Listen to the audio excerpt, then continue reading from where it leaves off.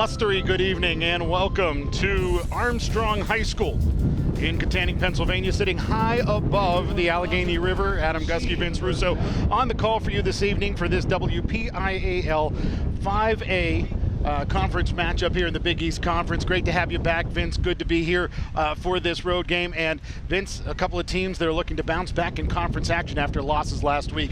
Both of them pretty close. Yeah, the Gators, a valiant comeback, a moot point, recovering the onside kick late because they missed the extra point before that. That would have gave them a chance to go down, get to tie the game. A safety early in the game proved to be a difference maker as the Gators fall 36-34 to Franklin Regional. And then on the other side, Greater Latrobe able to take care of business, get back in the win column against these Armstrong Riverhawks. 14-0, two 34-yard fourth quarter touchdowns. Otherwise, the Armstrong defense held pretty well. They missed a 34-yard field goal, their lone trip into the red zone. They're going to try to get that offense back in gear. They average about 31 a game, haven't been shut out since 2020. They're going to look to try and get back on the scoreboard tonight. Armstrong, they've got themselves a heck of a quarterback, a dual threat that can run and throw.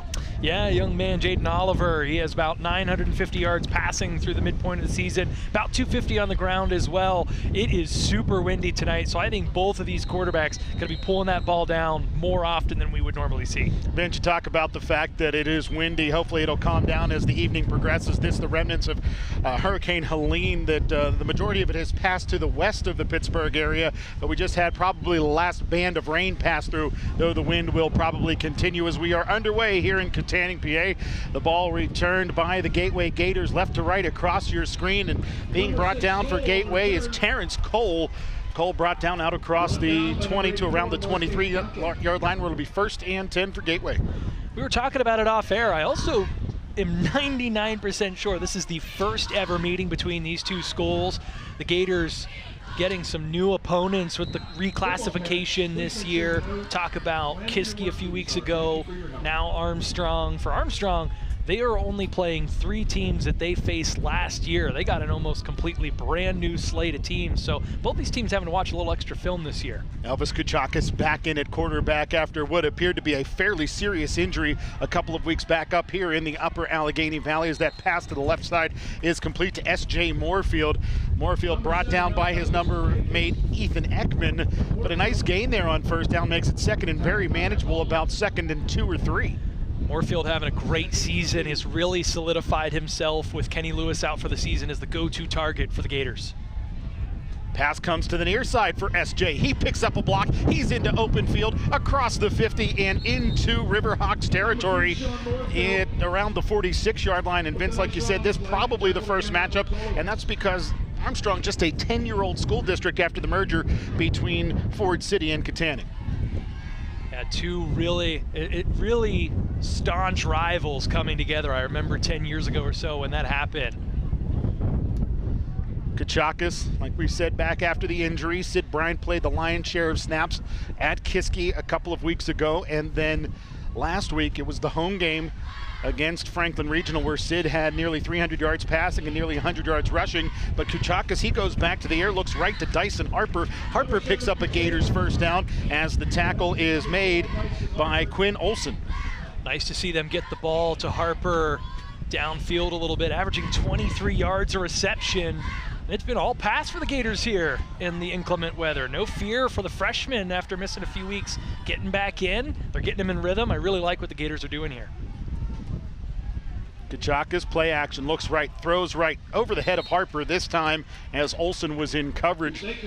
So that brings up 2nd down and 10 from the 33-yard line. And finally we can take a bit of a breath as, thank goodness, the clouds are starting to clear. Actually, as you look down the Allegheny River to the south, it's a little bit clear down there. The sun even shines.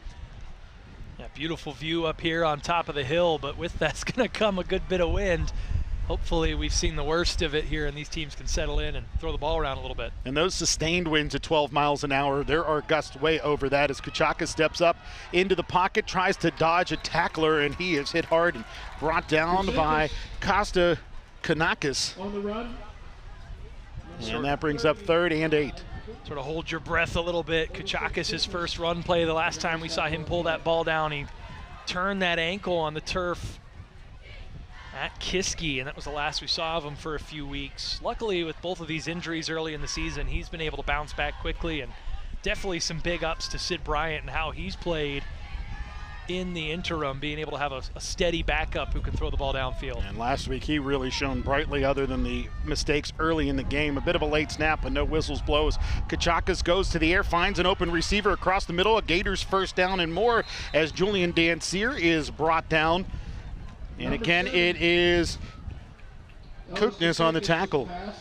You'll see here at the beginning of the play, it looked like he might go to Moorfield. Moorfield for a second there was streaming across the flats wide open, but good job holding on to it, letting that route develop and hitting Dancier across the middle of the field for an even longer gain and being able to move those chains easily. Play action, looking right, throwing right, complete. S.J. Moorfield, first and goal for the Gators in the red zone. That was a real nice ball there by Kachakis.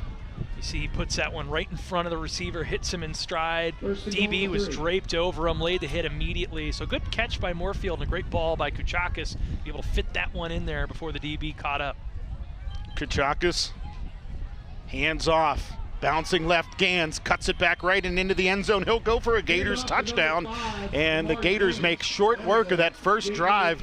Less than 3 minutes off the clock, and the Gators are up by a score of 6-0 with the PAT on the way. Boy, did they.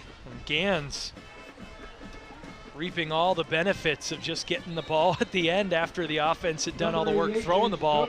He gets the quick little toss, bounces it out. No contact, straight into the end zone. And a PAT up and in for James Lococo, and Gateway on top 7-0 with 9:13 to play here in the first quarter. And well, that's a good way to get things started after a rough start a week ago. Though the Gators did bounce back offensively in the third and fourth quarters, it was a rough start against the Panthers. The offense is starting to find its footing. Certainly the quarterback carousel has made things probably a little tougher as far as chemistry between signal caller and receiver, but after facing a gauntlet of a couple tough 6A teams in the first couple weeks, over the last 4 games, the Gators averaging 28 points per. So good to see this offense start to get moving in the right direction and get an early lead here. It's a big one. If the Gators can move to 2-1 with just that loss against Franklin Regional, you put yourself in a real good position to start eyeing up the postseason with some winnable games ahead, but with some tough ones as well. Undoubtedly, and next week we've got Penn Trafford coming to Gateway for homecoming, and that's going to be the battle of the bell, and Gateway's won the last 2. Penn Trafford certainly has revenge on their mind. And that's one of those ones where you wipe the records off, and you know both of those teams are going to be real up for that game, as you mentioned, a rivalry, a trophy game, and 2 programs that are just so consistently good at 5A. So Lococo will kick off here left to right. Gateway in the whites, orange tops, and royal blue bottoms with the royal blue lids for the Armstrong Riverhawks, as this one will bounce the sideline out of bounds, and that will set up Armstrong with very good field position. Get a first look at this Riverhawks offense, as we talked about in pregame, averaging over 30 points a game, and that's including getting shut out last week against Latrobe. They've had some big games offensively. They've needed some big games offensively. They've been in some real barn burners. Had a last-second overtime win against the Highlands Rams, a decent 3A squad, local rival.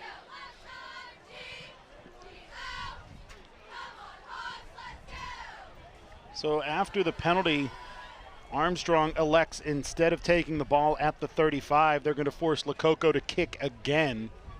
So let's see what Lococo can do with a second opportunity with this kickoff. You may have noticed in pregame, Vince and I outside, kind of in the elements. We do have a roof over our head, which is very welcome.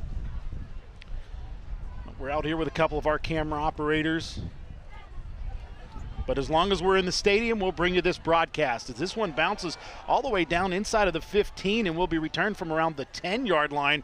And this ends up biting Armstrong in the backside, as instead of this ball ending up at the 35, the ball comes loose. Does Gateway get it? It will be Gateway football. So not only does Armstrong not get the ball at the 35, they turn it over on the ensuing kickoff after the penalty, and Gateway has it nearly in the red zone at the 23. Whoops.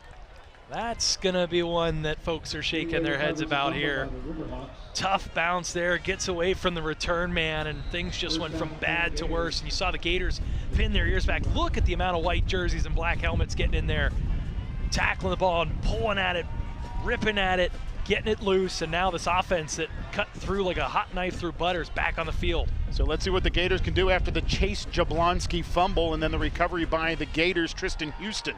As Kachakis goes to the air, throws left, and finds Amari Gans out of the backfield for a 23-yard Gateway touchdown. And just like that, the Gators take advantage of the takeaway, and they're on top by 2 scores. And what a heck of a play design there. Gans, well, they fake the handoff to Moorfield first. You take a look here, and then Gans just sort of slips out. He gets that step. Look at him put his hand up. He knows he's got the DB dead to rights.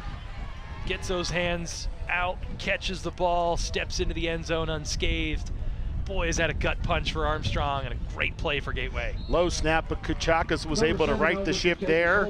And then the kick by Lococo is up and in, and Gateway steps out on top 14-0, just over 3 minutes in. And boy, the Gators have really punched Armstrong in the mouth in the first 3 minutes of this one. Boy, oh boy, are they regretting that decision. You go from 1st and 10 out towards midfield after the kick goes out of bounds. You feel confident that you have some guys back there that can return it and make some hay on special teams. You roll the dice, you fumble the ball, and the Gators make you pay one play after this fumble here. And you see Chase Jablonski retreated back to the 10, scooped it up, ran out there, was met by Jackson Smith amongst others. And the ball came loose. The Gators got it. It looked like Houston had the fumble recovery. And then on the next play from scrimmage after that, the pass from Kachakis to Gans, and Gans' second TD. And boy, is he racking it up this season. Over 500 yards of total offense. Leading the Gators in touchdowns, 7, now 9 on the season with this early going. What a nice ball there from Kachakis as well. And the fake end around on the kickoff return. They fake to Jablonski, and instead it's Kayan Klein who goes to the right side. And Klein is met and brought down at around the 25-yard line. And they will say at the 23. So this time Armstrong's going to start at the 23 after the Gators started before at that same yard line. Now we'll get to see the offense for the Riverhawks. And Klein, he's one of their big playmakers. 24 receptions, 480 yards, averaging 20 per, 4 touchdowns, had 130 in the win against Highlands, and even had to fill in at quarterback in overtime for that one when Oliver went down for an injury, through what ended up being game-winning touchdown in overtime. First look at the offense for Armstrong. We talked about this dual-threat quarterback, and he is going to go to the air, and this one is hanging up there and knocked down to the turf by Carlos Diggs, who has himself a few Division I offers, and a nice play from the DB spot there for the junior. Yeah, watch him climb the ladder. He got up and was able to just swat that one away. A great job not making any contact with the receiver, and Armstrong trying to get a chunk back after a disastrous start first 3 minutes of this game. Jaden Oliver gets the signal from the sideline and goes to the shotgun. Has it back to his left-hand side and sends a motion man from right to left. Toss to this near side left, and the Gators are all over that one. Amari Gans had made the contact in the backfield. That man coming from right to left slipped through Gans. That was Quinn Olson, or no, check that. It's number 1, not number 5. So it's Kayan Klein who gets met twice by Amari Gans, and the second time Gans gets the TD.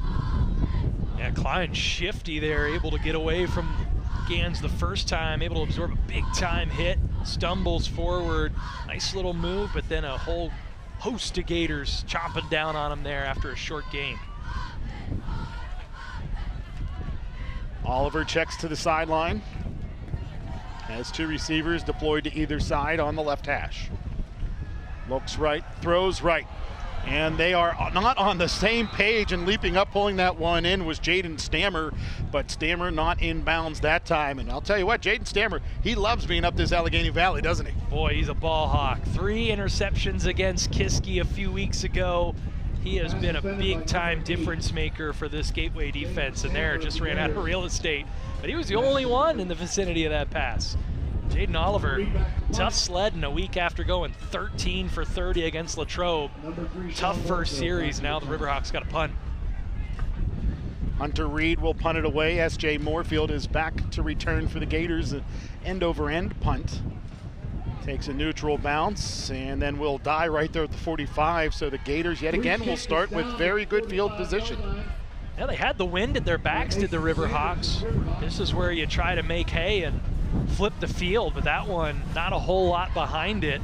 And the Gators once again starting with great field position and a chance to what honestly feels like could be a real first nail in the coffin early in this first quarter. I mean, it's still so early in this first quarter. Now the issue is what you see on the screen right now, not what is on the scoreboard. 7:47 to play, having some issues with the connection to the scoreboard. So 7:47 to go here in the first quarters. The Gators with a little bit of trickeration. They go with the flea flicker after the reverse, and the pass going down the right-hand side is incomplete to Mark Knight. And that incomplete pass brings up second down and 10. Not a huge fan of pulling the trick plays out. Seems like both times they've done this season, they've done it while they've been up by multiple scores. Keep those whenever you need a real big play and a crucial moment. Don't take this offense out of rhythm. Everything that you're doing so far is working. Keep it simple.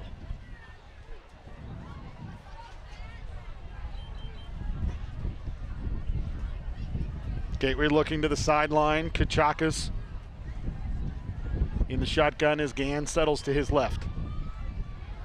Toss left complete. Moorfield setting up the screen. Has the blockers in front of him. Picks up the first down for Gateway as he takes it to the 45.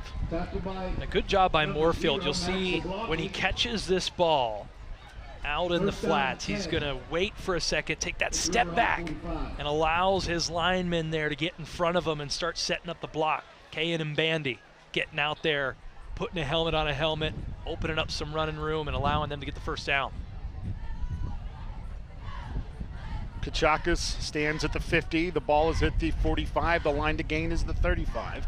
As Moorfield comes in motion and settles in the backfield. He'll yo-yo his way back to the right. Kachakas looking right, throwing right. Pass a little bit short as it got caught up in the wind, intended for Wade Lewis, and that incompletion brings up second down and 10.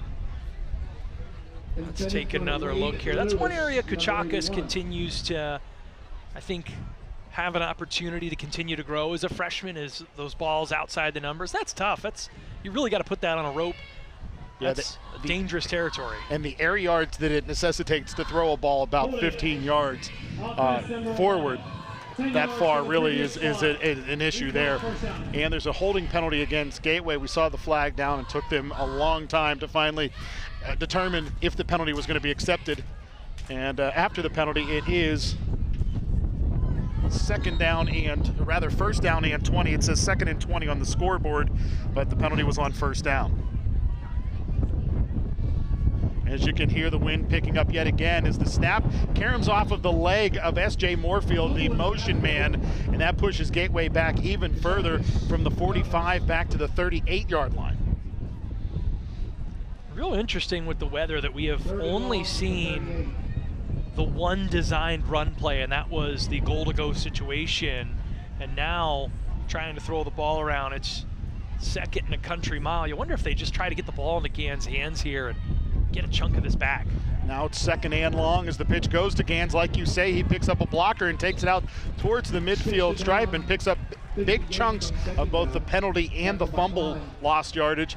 And now it is third down and 17. Make it third and 16 as they move the ball up to the 49-yard line. I'm not so sure you don't try to run it again here. The wind is picked back up. Unless you can get something across the middle, simple, like we've seen them do a couple times, I think you might try to hand this off again. And if they can get a good 10 yards or so, you maybe think about 4-down territory when you're on the plus side of the field. They will go to the ground. Gaping hole. Gans with the first down and more inside of the 30. He will be brought down at around the 28-yard line. A big pickup there for Amari Gans as Cookness brings him down, but not before Gateway keeps the ball moving. I think you just keep rolling here. Keep giving it to Gans. Two big-time plays. You go from second in 20-something to a new set of downs inside the 30-yard line. Keep this going. Initiate that contact. Keep that ball in number 5's hands. Gans is the lone setback. They'll pitch it to him to the left side. This time Armstrong was all over it. Kyan Klein with a beautiful tackle for loss. Kyan Klein with the tackle there. Loss of about 3 on the plays. They'll say the forward progress stopped at the 31-yard line, bringing up second down and 13. Great read, and then even better tackle by Klein, who gets sort of a suplex in there at the end, makes Gans think about the next time he has the ball. Big time play by number 1, arguably Armstrong's most effective player on both sides of the ball. High snap, play action. Throw complete. Oh my goodness, it was right into the hands of Julian Danseer, and I said complete because I thought he had it, but he just dropped it down to the turf, and that incompletion brings up third down and 13. Had that back turn, might have been trying to brace himself, thinking he might have got a face mask between the the back shoulder blades there, but that all for naught as that one falls aimlessly to the turf. And now 3rd and long, but probably still 4-down territory. I think you draw up either a screen or a run play here to get a chunk of it, put yourself in a position where you feel real confident going for it on 4th down, and even if you don't come up with it, you're giving it back to him inside the 25. Play action. Kachakas to S.J. Moorfield. Don't got to worry about the chunk. He picked up the first down. He fumbled the ball on the way down. Did they say he was down or no? We're going to have conversations here. They say, I mean, I haven't seen a definitive signal yet from the official. Now they do signal as a fumble and a recovery by Armstrong. That ball security is certainly lacking by SJ on that particular play. So we get another look at this. Brings it in, going to, that's a fumble. Nice helmet on the football there by Costa Kuknas. That's a tough break. The Gators had overcome some real adversity to move that ball deep into Armstrong territory. It's a long field for the Riverhawks now, but tough to see that turnover.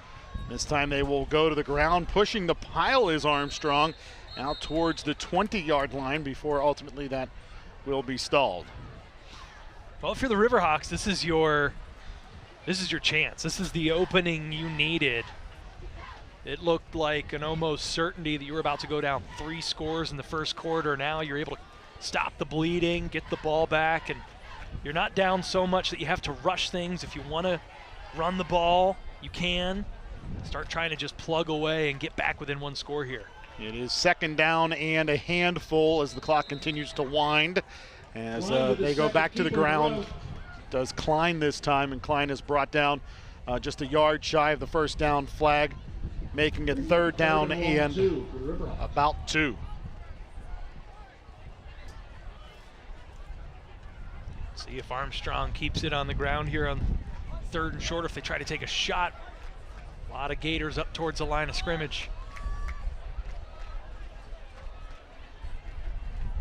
Little hesitation, and then the quarterback heads towards the line of scrimmage. He's got nowhere to go. The Gators were deep in the backfield there as it was Jackson Smith leading the charge. And we also see Gans down at the bottom, or no, that's not Gans at the bottom of the pile. That is Elijah Fisher. We've talked about it all season, Adam, that the strength for this Gators team is in the trenches. They brought so much talent back from last year, and they've really, when they've been at their best, the Gators have been able to control the line of scrimmage so effectively, running downhill and then stopping the run and creating pressure in the passing game on opposing quarterbacks, and that time just able to plug up every hole and force a punt.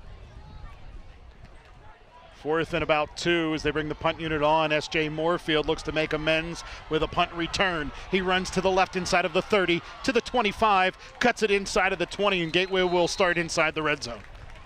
I mean, honestly, Adam, I think that's exactly what he just did, because they're starting with the ball almost exactly where they turned it over. So well done by Moorfield. That was a low line drive punt. Those are a recipe for a long return for a turnman. You're able to catch it in stride and get moving quickly. It didn't hang up, so it didn't give time for the punt coverage team to get down and apply pressure, and Moorfield able to get a couple blocks, get to the sidelines, and set the Gators up with great field position. First and 10 for Gateway. The ball at the 19 or 18-yard line with 2:37 to play. Gateway on top 14-0. Toss near side right, complete. S.J. Moorfield has one blocker in front of him, and then every orange jersey on the field converges on him as he's brought down at around the 10-yard line, and that brings up second and a very manageable 2. Almost lost his footing there after catching the ball. Good job keeping the balance, getting that yak. Like you said, Adam, staying on schedule. High snap. Kuchakas off of play action, scrambles left, has some pressure, dodges a tackler, steps out of bounds right near the first down marker. It'll depend on the spot. They say he picks up just 1. He needed 2. Whew, looked like he might have been dead to rights there for a minute and just was able to turn on the jets just enough. He doesn't have the longest legs in the world, does Kuchakas. You're hoping that between freshman and sophomore year, maybe there's a little growth spurt in there, but he's able to get just enough to keep them third manageable, not lose any yards there.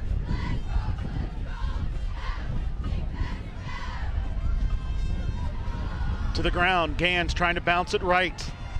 Boy, look at those moves in the open field. He ends up not picking up positive yardage, ends up losing some, as ultimately he's brought down to the backfield by Zablocki, and that brings up 4th down and 3. And there were a couple opportunities where he just needs to go north-south. Right here, boom, go north. That time just tried to string it out and make the big play happen when a couple yards would have done it. I know it's a little windy. This is not that much longer than an extra point. I'm kind of surprised they're not taking the 3 here. A ball's on the right hash. That makes things just a little bit harder for Lococo to try to angle that one in. Kuchakas instead will go to the air, has it a receiver open down at the goal line, but the pass hangs up and it's intercepted by Armstrong at the 1-yard line. So the good news is for Armstrong, they get the INT, but Klein is down inbounds at the 1, so they got the long field challenge ahead of them. A couple missed opportunities for the Gators. Had the open receiver there. That's just a bit of a lollipop from Kuchakas. He's got to put that one where only his receiver can get it, put it over his shoulder. That one just hung up too much, and like you said, Adam, another costly turnover for the Gators when they could be up by 4 scores at this point. But the silver lining on a blustery night, Armstrong's got 99 long yards to go toward Pater. Watch for them to maybe take a shot here on 1st down. Gators might be fully anticipating run. So Klein is the QB yet again. He's going to go to the air as he's hit. This is going to be a, roughing the quarterback on Amari Gans as he went up at the face mask of Klein as he raced back behind him. And this is going to push Armstrong out from the shadow of their own end zone. Yeah, got him up around the head. Easy call. Personal foul, face mask, defense number 5, 15 yards from the previous spot. County results in a 1st down.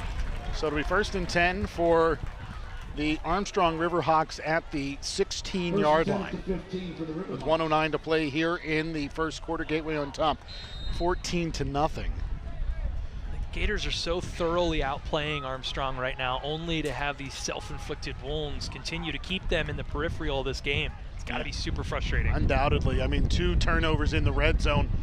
One of them, granted, was on a 4th down play, so if the pass is incomplete, it's still a turnover. As they go to the right to the Armstrong Riverhawks, and Sid Bryant says no. As last week's quarterback brings Cookness down along that far sideline. Yeah, that's the ripple effect of having Kuchakas back as you get Sid Bryant back into that linebacking core, which we've seen is so incredibly deep and so incredibly athletic. Guys like him, Jackson Smith, Mark Knight. Amari Gans on the right side. And then you're able to insert other players in the reserves that come in and play so very well, including Casey Carter and Colin Ireland. Pressure on the quarterback and a big hit there by Amari Gans as Gans separates Quinn Olson from the football. Couple big hits there. You watch Nice pop on the quarterback there as well by big number 58, Elijah Fisher. And then Gans just putting that shoulder into Olsen, making him think twice about going across the middle of the field. And I really like the no call from the official there. The receiver was running at Gans. Gans didn't initiate contact. He stood there braced, and the receiver ran into him. Not much Gans could have done to do anything but just make the hit, force the incompletion, and we continue to play on here on 3rd and 10. Oliver, he's hit, wrapped, and sacked. As a flag comes in, Gateway had some words to be said after the play was over. Craig Schultz, and with his extra words, may have cost Gateway a punt by Armstrong here.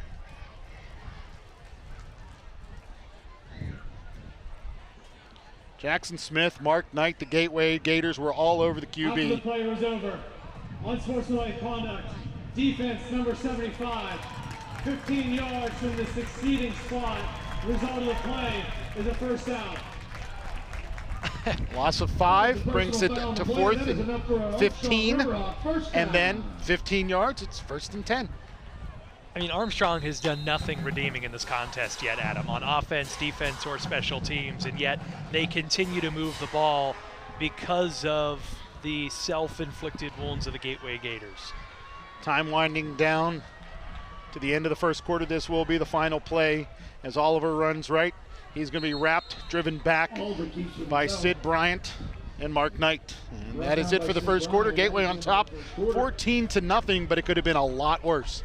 Could have been 28-0, and now you're at a point where one broken play, one big-time run or completion by Armstrong, and you start to stiffen up a little bit because it's a one-score game. But at the moment, the Gators have that 14 spot on the board. An excellent first 3 minutes, and honestly, Adam, maybe that went a little too well in the first 3 minutes because the focus for the Gators just hasn't been there in the subsequent 9 minutes of the first quarter. Looking ahead for the Gateway Gators, next Friday night, Gateway will be at home, Battle of the Bell. We talked about it against the Penn Trafford Warriors. Then we'll be on the road at Woodland Hills for the big rivalry just down the road. And then wrapping up the season with a couple of home games against Latrobe in conference and then against Hempfield, as the Gators will step out of conference to wrap up the season for the 3rd straight year. And well, that's got to be just such a tough thing with those inconsequential games when you even step out of classification to wrap up the regular season. I really, really don't like it. I know you don't either. We've talked about it ad nauseum on these airwaves, but you just give yourself an opportunity to get hurt before the games that actually count happen. And so, you know, I was flipping through, I got the old handy Twitter open here. A couple out-of-town scores tonight. Woodland Hills, Latrobe, big-time Big East matchup. We talked about it off-air, sort of a litmus test, I think, especially for Latrobe. They're leading Woodland Hills 3-0 so far in that one. Then on the other side, how about this? Kiski area with 11:49 left in the first half, up 10-0 on Franklin Regional. Wow. Well, and that's a surprise because we saw how well Franklin Regional played against Gateway last week, and 2 weeks ago we saw how poorly Kiski area played against Gateway.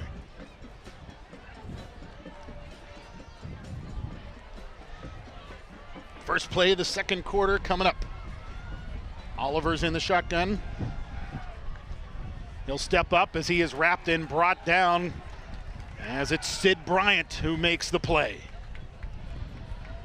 What a luxury it is to be able to insert Sid Bryant when Elvis Kachakis is out at quarterback and have great play from Sid. And then when Sid doesn't have to play quarterback, he's a lights-out outside linebacker. Absolutely deserves all his roses for the way he's played on both sides of the ball this season. Just an absolute difference maker for the Gators. Oliver in the shotgun, gets the play from the sideline. As it trips to the left. Play action as he looks left. Goes high to the air, and it is batted away by Stammer. Stammer seemed to hang up in the air forever. Seemed like he hit a second, jet to reach up and knock that one away from Chase Jablonski. And Jablonski almost had a second chance at it right at the end, as you see. That one hits his hands. Jablonski probably should have came down with that one, but credit to Stammer, who was able to get up there and disrupt Jablonski's timing with that pass. And finally, Let's hold our breath here for a minute. Hopefully the Gators can get this ball back. No laundry on the field, but after all the wounds, you get a chance to get the ball back. And this punt into the wind goes into the Armstrong sideline, and the official along the near boundary is going to walk his way to the 45-yard line, where it'll be first down and 10 for Gateway. I see whistles and I see officials coming to talk things over here, as there is a flag down back at the 42-yard line inside of Gators territory. So we'll have to check in, see what this is.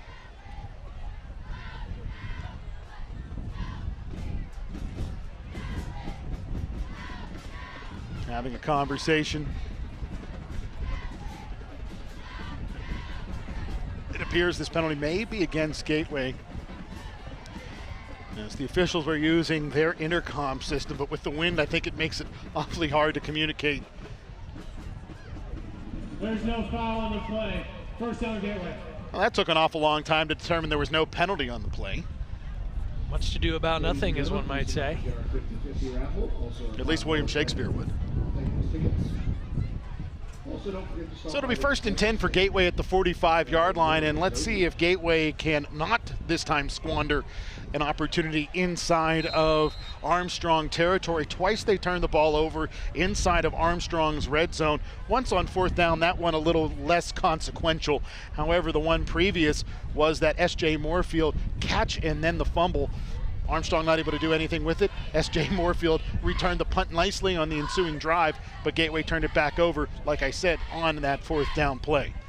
So Kachaka's here on first and 10. And we've seen the Gateway receivers kind of jet out a little bit early each and every play. This time I think they were well early, preceding the snap.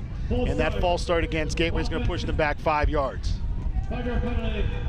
Talked about this on a prior broadcast, Adam. That should never happen. Receivers should have their head down the line, staring at that ball intently. You do not move until the ball does. More just mental lapses for this Gators team. Self-inflicted wounds, falling behind the chains, turning the ball over. And last week we saw Roberson Louise June at center. The week prior, same story. But right now it's Carter Rathbun, the sophomore, in its center. Kachakas takes the snap, throws to the right-hand side. It hung in the air, but S.J. Moorfield still pulls it in and steps to the boundary with a Gateway first down. Credit the tackle to Kyan Klein, but not before Gateway has it first and 10 approaching the 30. Yeah, pretty ball. Did hang just a little bit, but good job getting that out into the vicinity of the receiver, and luckily wide open was Moorfield. No one within 5 yards of him until Klein able to grab him by the shoulder pads and toss him out of bounds.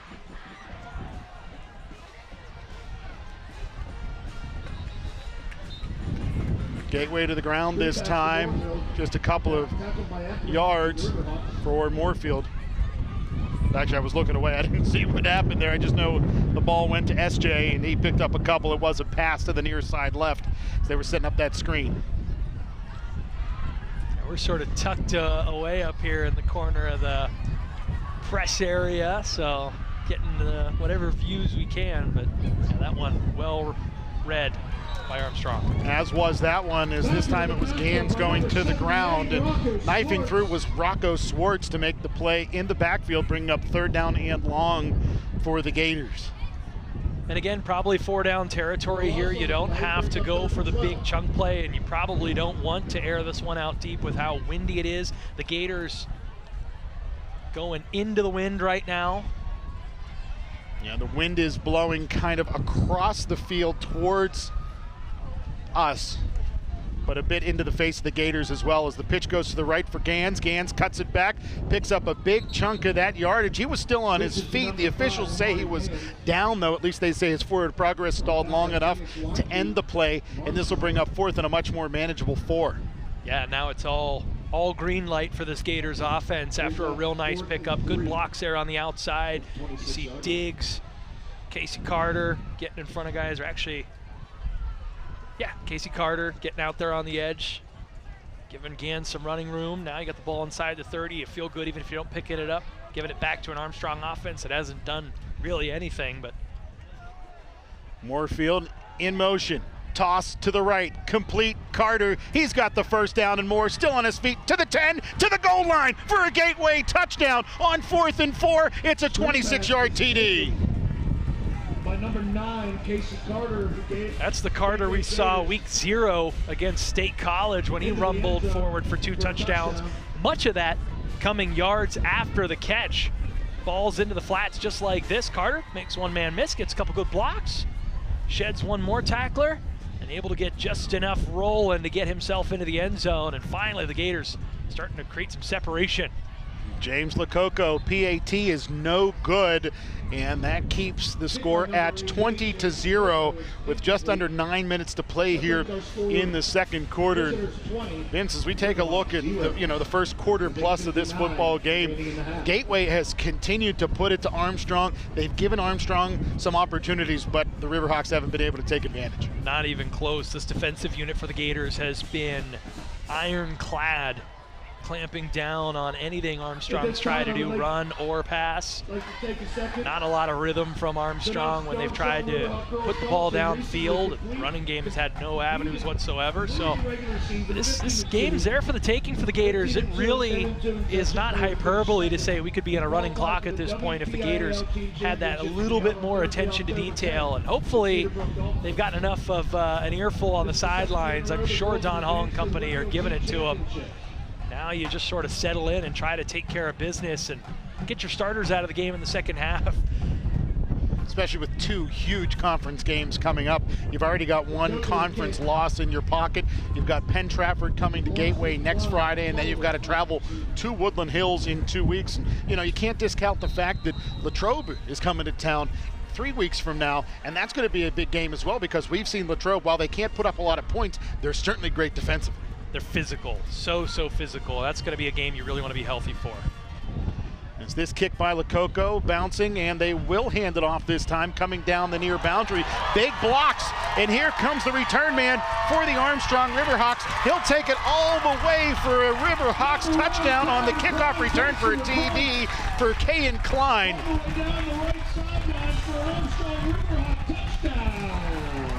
Klein, such an impressive athlete. Got that sliver of daylight and just put on the Jets. My goodness. Armstrong for the second time tonight going with the reversal on the kickoff. A couple real good blocks along the sideline. And Lococo tried to make a stab at it there at the end, but that's not quite his game. He gets slid up by his own teammate as Klein high steps it into the end zone. Maybe Lococo should have tried the slide tackle like in soccer, as Armstrong's going to go for 2, and Sid Bryant says no way, as Cookness is brought down well shy of the goal line, and it's 20-6 with 8:46 to play here in the second quarter. Hunter Reed has 13 PATs, has made 1 field goal on the season, missed a 34-yarder last week. But with this wind and how they've done punting the ball thus far tonight, I'm not super shocked to see Armstrong go for 2 there with the weather being the way it is. And once again, Gators unable to sort of put this one to bed after it feels like they have just dominated this game, but it's back to a 2-score contest. Nothing's really changed since those first 3 minutes of the ball game. Vince, we touched on the weather. The remnants of Hurricane Helene. Most of the rain has left western Pennsylvania, as there was a high pressure system north of Pittsburgh that kind of kept the storm mostly south and pushed it to the west, which is very strange for a hurricane. And that really just allowed some bands of rain to come throughout the evening. Obviously it's a stickier night tonight, even though it's kind of cool. But, those winds we see, they're now sustained at 14 miles an hour with bigger gusts as the evening progresses. The rain has held off since the real early goings of this game, but it is incredibly windy, no doubt. This end-over-end kick will carry back to around the 5-yard line, where Gateway will take it on the return. It's Carlos Diggs who is undercut as he gets out towards the 25-yard line there. I'll tell you what, Kookness, he's going to be sore tomorrow because he's all over the place. And Diggs, if he's able to get past that last tackle there, he has a lot of green in front of him. Good effort there to keep the Gators from breaking that one out. Now they've got a decently long field to go. This is the worst field position I think the Gators have had all game. See if they can get this offense back in rhythm after a couple turnovers. They were able to score in their last possession, but like you said, a couple of turnovers. One much more consequential than the other. But neither led to points for Armstrong as Gateway shifts. And some more trickery, a fake end around as Kuchakis took the handoff from Gans. Now he'll toss it up. Mark Knight had it, but he dropped it around the 41-yard line. So the tight end not able to pull that one in, and that brings up 2nd down and 10. And you know, after all that, maybe one of the best case scenarios, although frustrating to see Mark Knight not come down with that ball, as that one's right there in the wicket. Tough sledding here early for these receivers for the Gators. First couple series, they were sure-handed. Now we've seen a couple drops. Yeah, one drop by Dancier, one drop by Knight. As this time Kuchakis will just toss to the right. It's complete to Dyson Harper for a gain of 9, and it's 3rd and 1. Set yourself up with the ability to do really whatever you want here on 3rd down, but my guess is they'll get it to Amari Gans and see if he can't get a couple yards here himself.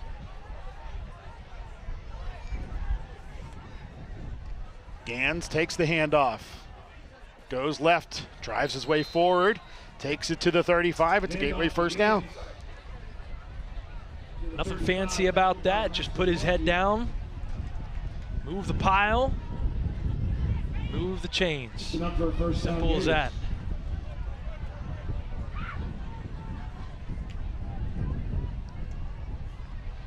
Kuchakis scrambling, directing traffic. Gonna tuck, he's gonna run, he's gonna slide his way down as he crosses the line of scrimmage. They'll say he starts the slide at the line of scrimmage, no gain, 2nd down and 10. And I think Elvis still needs to work on that sliding technique, because we saw him really tweak an ankle a couple of weeks ago, and this wasn't the prettiest slide either here. Yeah, no doubt. I mean, he missed time because of that. You don't want to see that happen again. He's looked good again tonight. Anytime he's been in, he's really shown flashes of what you think can be the future of this program. But sometimes your best trait is availability, and that's not been here all season for him. Yes, your best ability is availability. As the Gators go to the ground on the draw, Amari Gans is hauled down after a modest gain of 2 or 3 as the tackle was made by Max Zablocki. Armstrong defense starting to settle into this game a little bit. The big chunk plays haven't been there quite as much for the Gators. They did come up with a touchdown on the last drive after starting with the ball once again in plus territory. They've won the field position battle all night, but a little tougher sledding this time. They've been faced with some 3rd and longer situations. Here comes the blitz for Armstrong. The Gators pick it up well. Kuchakis to the air, and that sails into the sideline, intended for S.J. Moorfield, but more like intended for the Gateway cheerleaders over here on the near boundary. And that brings up 4th down and 7, and the punt units has to come on as Sid Bryant will boot it away. And if this game goes to the half with this sort of score or anything closer, it really is a bit of a disappointment for the Gators and how well they played in the first quarter and a half of this contest. And now this one feels a little closer and a little more legitimate than it did early in the night. Low snap, gathered in. Sid Bryant, low punt, end over end. Will take a bounce in favor of Armstrong, and Jackson Smith smartly is there to scoop it up at the 45. Very good field position, and in fact, I think this is the closest to midfield Armstrong has had the football all game. Table set for them to try and get back into this one for sure. Can the Gators defense rise up again? It's been tough sledding for Armstrong all evening long. I don't envy these punters tonight, Adam, on either side. This wind is awful. Trying to get a kick up. It's a testament to Lococo that he's been able to nail 2 or 3 extra points. Morty Ivy, defensive coordinator, looks on. As the Gators have it 1st and 10, or rather the Riverhawks have it 1st and 10. As the flag flies, pressure, wrapped, sacked. Big play there by K&M Bandy.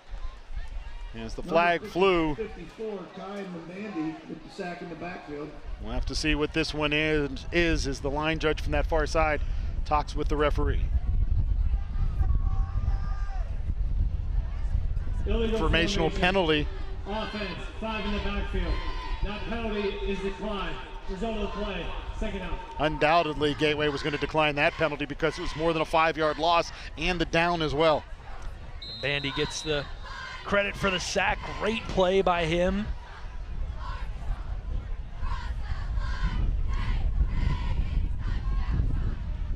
Jaden Oliver in the shotgun.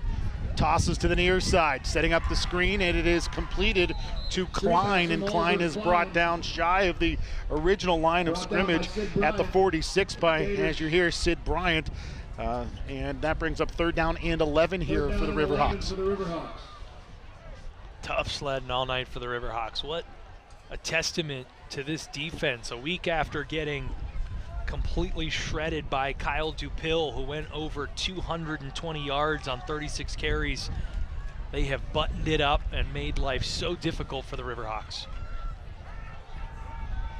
Oliver flush to his left, tosses it, and it is nearly intercepted by S.J. Moorfield, and S.J. just couldn't hang on to it, and that'll bring the punt unit out for Armstrong here. Broken up by Moorfield at the Gators. Or no, will they keep the offense out there on 4th and 11 with the ball just shy of the 44-yard line? It's a big decision here for the head coach of the Armstrong Riverhawks, Frank Fabian, the only coach they've ever known since this district was founded 10 years ago. Wonder if they'll go with the pooch punt. We see that a lot here at the high school level. Seems like a weird spot to try and go for it. Jaden Oliver taking those few steps back, and that is exactly what they do. And boy, that was a beauty. Best punt we've seen all night by either team. And it took a really nice bounce and bounces out of bounds at the 10-yard line. So Gateway 90 yards away from stretching the lead. Once again, Adam, defense putting up an offer for the night. The lone touchdown for Armstrong coming off special teams on that long kick return by Klein. This Gators defense stifling, and see if the Gators offense can get it rolling here again before the half, sort of create a little more distance. This one still feels like a game. So it's 1st and 10 for Gateway with the football at the 10-yard line exactly. 5:30 to play here in the 2nd quarter. Trips on the right for Kachakas. Looking right the whole way, and the pass is nearly intercepted, broken up nicely there was Mason Sanders. Sanders read Kachakas well as there was an open receiver. Had Sanders not broken this pass up, the Gators would have had big yardage here. Yeah, luckily the DB not able to get his head around quickly enough to get both hands on that one. But a good heads-up play nonetheless by Mason Sanders, the 5'8 junior DB. Pass was intended for Wade Lewis for Gateway. That incompletion stops the clock here. As the snap goes awry, Kachaka scoops it up though. Running to his right, throwing deep and incomplete as he overthrows the intended receiver, Harper. And also back there was Chase Jablonski. And the incompletion brings up 3rd down and 10. We've seen a couple of those tonight get away from Kuchakis. You got an underclassman in at center, you got a quarterback that's missed a few games, and luckily able to just give that one a ride, get rid of it, live for another down. You heard the officials say there was no penalty for intentional grounding. I mean, Dyson Harper was well in the vicinity, so I don't know why that was even a consideration to talk about the rules. as Kachakis goes to the air, finds S.J. Moorfield, who had the first down, now lunges his way back 2 times to finally pick it up. And they'll say the initial surge was enough for the first down because he never got back across the 20 the second and third time, but the first time he did, and that's where Gateway will have it 1st and 10. That's a good call, Adam. You'll see here his forward progress does go forward. He does not willingly go backwards. He gets wrapped up initially by number 36 for Armstrong, Costa Cookness, 5'7" junior. Toss left, hanging up there for a minute, but Gateway pulls it in. Nice job adjusting to it by Wade Lewis. Lewis was sprinting, slowed his run down, adjusted to the ball beautifully. Lewis pulls it in. Gateway has it 1st and 10 at the 43-yard line of the Armstrong Riverhawks. It really is hard to articulate to anyone watching at home how impressive that is with the way the wind is blowing. But boy, Lewis, a great adjustment there to be able to pull that one in and flip the field for the Gators. Well, I think you can hear how the wind is blowing in our microphone that is getting our ambient sound this evening. Pitch to the right to Gans. Gans tries to cut it in, then bounces it back out to the outside. Takes it inside of the 40, where he is wrapped and brought down. Tackle on the play by Zablocki. Gators offense looks like it's back in rhythm. Kachakis has had some time to throw, a couple nice completions. Now they get it out to Gans. A nice gain on 1st down, and just keep it rolling here and try and put some points on the board for the half. Maybe run this clock down a good bit so that Armstrong doesn't have a whole lot of time to work with when they get it back, should they get it back. Kachakis play action. Looking right, completes it. Dyson Harper 1st down and more as he's brought down at around the 22-yard line. Tackle made by Chase Jablonski, but this is a very impressive drive by Gateway. The middle of the field has been there all night for the Gators. Receivers cutting across the middle. That's really been an area where they have feasted on this Armstrong defense. I think you just got to continue to try and find those routes in the middle of the field. Play action yet again. Toss to the end zone, a little strong for Mark Knight. Oh, that one was there too. Knight all by his lonesome. That looked like a house call for a second, and you see Kachakis there, the body language. He knows it. He knows that was 6. We take another look. Knight, just 2 guys there in the middle of the field in zone coverage, not communicating effectively. One's supposed to go with him, one's supposed to stay there across the middle of the field. Neither do. Knight was all by himself.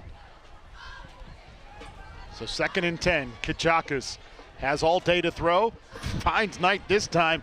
Knight gets a ribs full of an Armstrong Riverhawk and is able to carry said Riverhawk, Kyan Klein, back to where he initially caught the ball at the 21. So ultimately just a gain of 1, and that brings up 2nd down and about 9.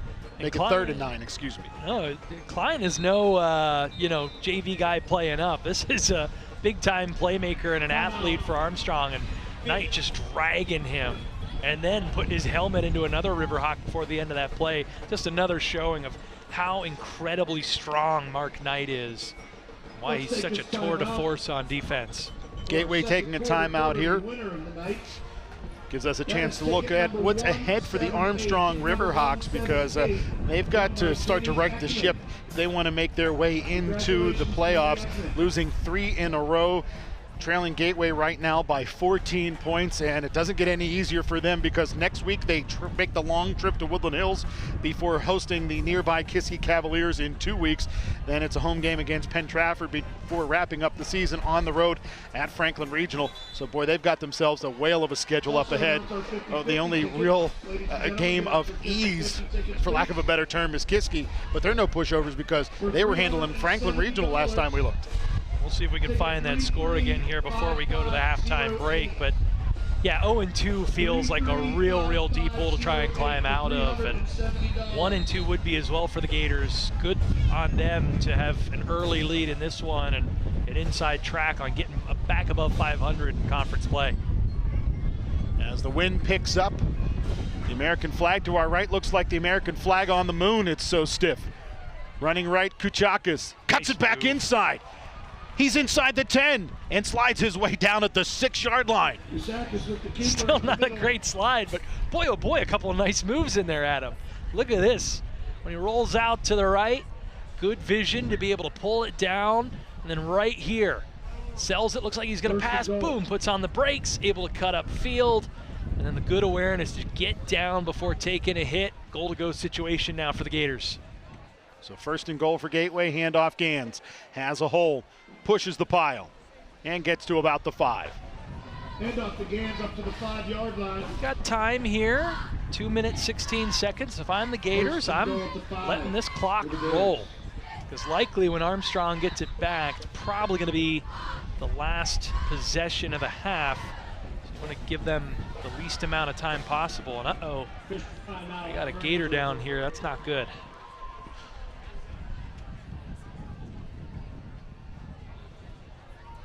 Don't want to speculate just yet, but it looks like they're looking at the left ankle of whoever that is for Gateway that is shaken up. While we have a moment, we'll update folks on the out-of-town scoreboard. Kiski area up 17-7 on Franklin Regional. That's a real big one if you're a Gators fan. That would bring Franklin Regional down to 1 loss. It looks like the injured Gator on the field there is Kayan Mbandi. Boy, would that be a big-time loss. Luckily, Mbandi up and off under his own power. Hopefully just a stinger or something of that sort, and hopefully we'll see him back in later in this contest. Taking a look at the Big East Conference as we see Franklin Regional up top, 2-0. Gateway, or rather Woodland Hills is 1-0. Gateway with a loss in conference. Armstrong has yet to win a game, as has Kiski. But how about those Franklin Regional Panthers? They may face their first conference loss, and Kiski, in turn, may get their first conference win. And we'll see what that halftime adjustment looks like. Worth noting, Latrobe, Woodland Hills knotted at 3 right now as well. That's a big, big game. Two teams looking to avoid a costly loss in conference play. Low snap to Kuchakas, handoff Gans, bouncing it to the right. Tries to turn the corner, and he can get it into the end zone for the 5-yard Gateway TD, stretching their lead to 26-6 with 1:46 to play here in the second quarter. Touchdown Gateway. Another big game on the stat sheet for Gans. He hasn't touched the ball a ton tonight, but boy, when he has made things happen. 2 rushing touchdowns, 1 receiving, 3 out of the 4 touchdowns tonight for the Gators. He has just been excellent. Now to double-digit touchdowns on the season. PAT is up and in for Lococo. And 1:46 to play here. Gateway on top 27-6. Talked about it earlier. We do have a bit of an issue with our connection with the scoreboard, and we keep updating it as much as we can and trying to keep that one live. I want to thank the good folks here at Armstrong for giving us the best possible accommodations that they could give us based on their facilities. Not everybody has the facilities that Gateway has. If you're familiar with what Gateway has in their press box, it's just one of the best in the WPIAL. And not only is it great, it's functional. And I think that that's a real testament to Gateway and what they've been able to do to build a football program and an athletics program. And Armstrong, certainly they don't have palatial digs, but they do with what they have, and they've really given us great accommodations. We always appreciate when we're treated well. Yeah, big ups to the folks here at Armstrong. We're making it work. The wind has died down just a little bit, at least for now. We want to thank them for that too, even if they didn't have any control over it. 14, Jason Blonsky, number 1, Kyle Klein. That feels like a really big score And number 10, for the Jennifer Gators, and it'll Collins, feel receiver. even bigger if they can find a way to get to halftime with this score the way that it is after a bit of adversity in the second quarter. They've played so well for so much of this game. Finally, the score's starting to show that. Lococo's kickoff. And this time they will not hand it off, as running to that far boundary right is the return man Klein, who has a kickoff return for a touchdown. This time the Gators say no, as he's brought down at the 9. Excellent coverage by the Gators. Coco, we find a little magic there on a couple of these kicks. I don't know if it's by design necessarily, but those ones hitting the turf have been really unpredictable and hard to pick up. We saw a fumble early in the contest on Jablonski. This time, Klein unable to really get much going there, and a nice form tackle inside the 10. And what a way to try and get yourself to the locker room with this lead, is to give them a long way to go with not a whole lot of time to do it. 1:46 to play, 1:39 actually now on this first down and 10.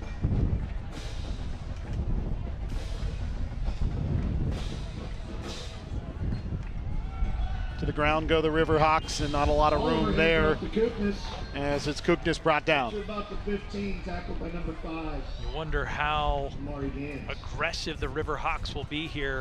It does feel like a game where they need every possession they can, with just how tough it's been offensively. So I'm surprised to see them go to the ground here with such limited time left. They have all 3 timeouts, but maybe they don't want to give the ball back to the Gators, who also still have a couple timeouts left. Option to the right, Oliver pitching.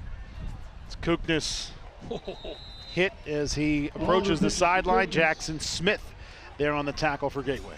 And Carlos Diggs laying the boom at the end of that. Ian Smith draped over his back. You see, great job there by Sid Bryant, bottling up the QB, and then boom, Diggs with a shoulder there at the end.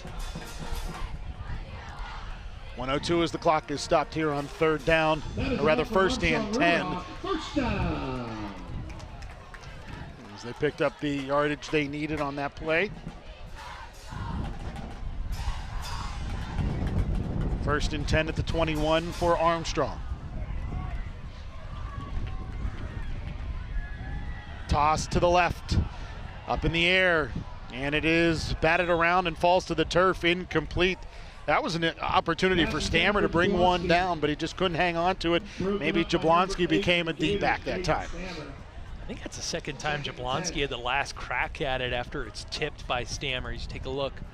Tipped, and then, yep, right there. If he was able to contort the body maybe just a little bit more. Tough sled tonight for number 14 for the Riverhawks, Chase Jablonski.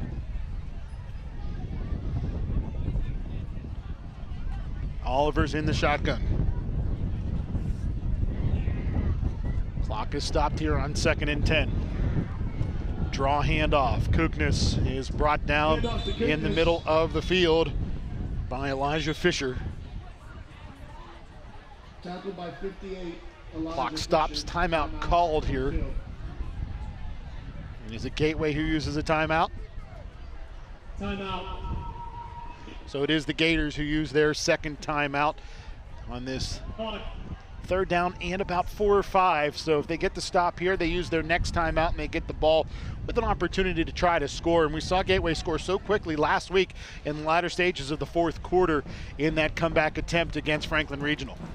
And like you said, Vince, you know, Gateway on their second to last possession missed a PAT. They make that PAT, and then on the ensuing possession, they're able to tie the game with a 2-point conversion. Instead, the 2-point conversion on the ensuing drive just brings Gateway within 2. They had to go for another onside kick.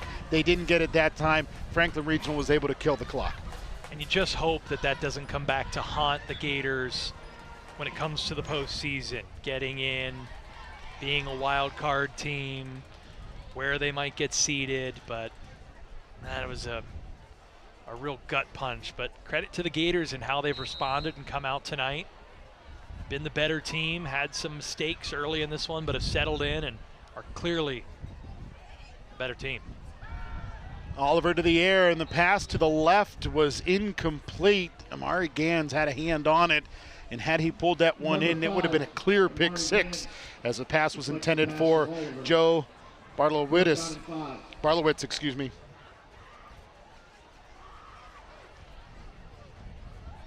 Well, Gators will have some time here, and probably see another pooch punt here.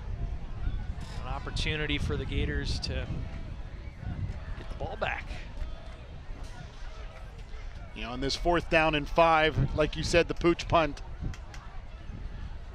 And this will bounce to the far sideline and around the 29-yard line. Out of bounds at the 30-yard line of the Gators.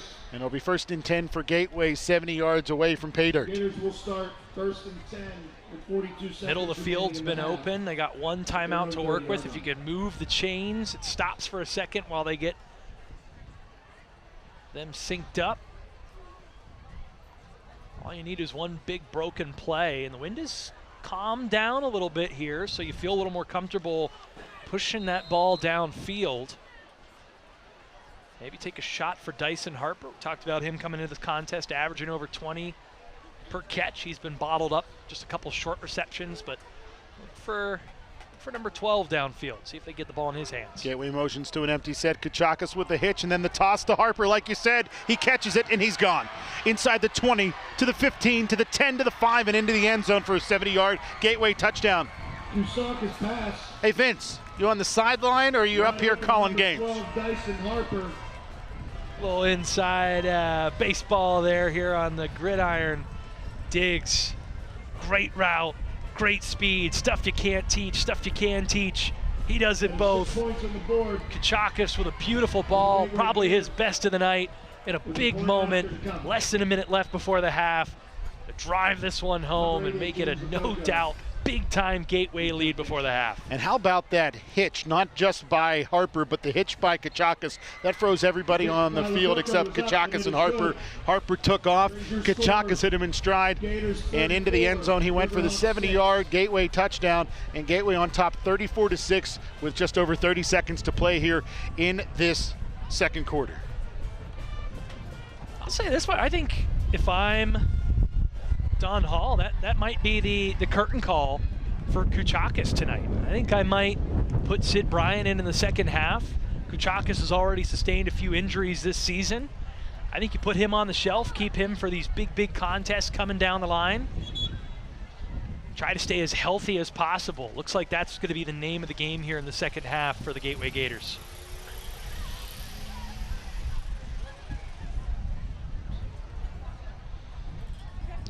So 31 seconds to go here in this second quarter. Gateway on top 34-6. Adam Gusky, Vince Russo on the call for you this evening here on GatewayGatorProductions.com. Enjoy the marching bands coming up at halftime. So we may try to cut out of the wind a little bit here, at least for a couple of minutes, as it has been a blustery evening, as I said when we started this show, as this one bouncing by Lococo back towards the 20. A crease on the return, and off to the races yet again goes the return man for Armstrong, and he's going to take it to the house yet again. Second kickoff return for a touchdown for Kayan Klein, and Kayan Klein is the only reason Armstrong is even in this football game. You can tell how tired he is. He has run and run and run. Second kick return touchdown. This one about 82 yards. A couple missed tackles there. You'll see at the last moment. Carlos Diggs has a shot at him here. Just over pursues a little bit. And that makes all the difference as Klein takes it coast to coast like butter on toast.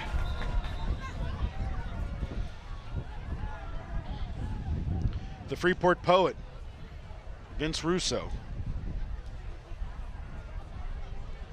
We got some halftime scores rolling in. Kiski area holding a 3-point lead over Franklin Regional, but the Panthers clawing back into that one, 17-14, and then looking like the Woodland Hills 10-3 lead over Latrobe. Got a score update in the big game in the Southern Conference is to the air, and the 2-point conversion complete. And the deficit is at 20 now for Armstrong as the pass complete to Jablonski. That big game down in the South Hills between Peters Township and Upper St. Clair. Upper St. Clair at last check was up 7-0 on an interception return for a touchdown. Seconds to go in the half.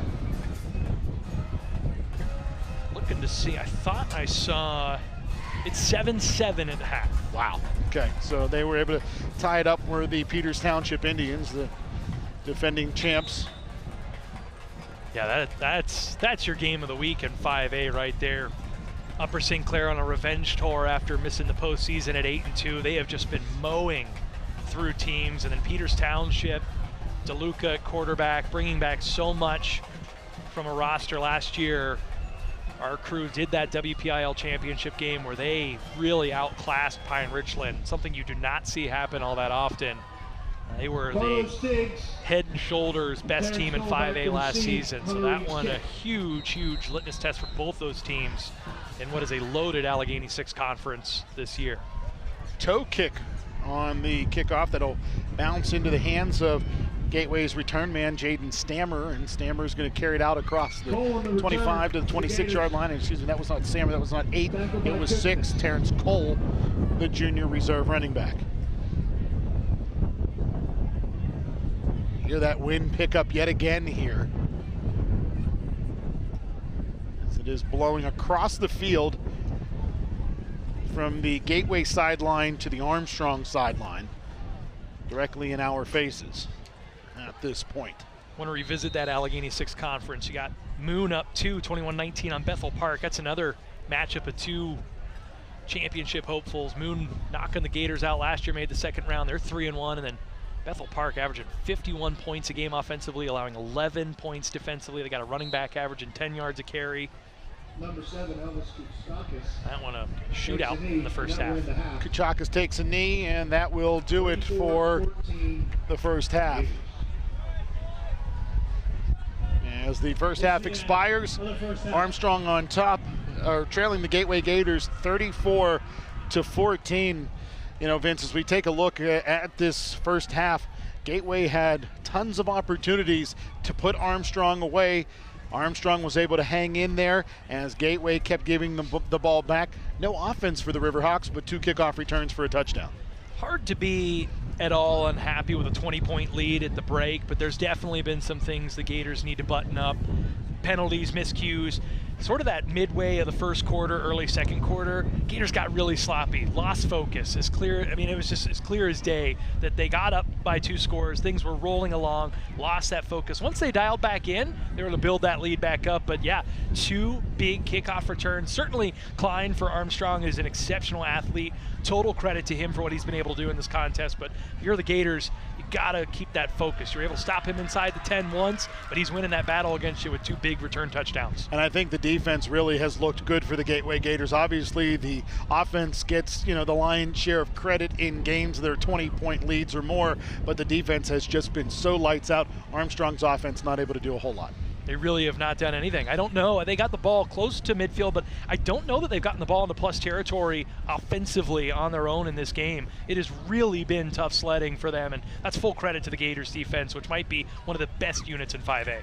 Again, a 20-point lead for Gateway, 34-14 at halftime. Enjoy the Gateway and Armstrong marching bands, then Vince and I will be back to get you set for the second half. It's the Gators and the Armstrong Riverhawks here on GatewayGatorProductions.com.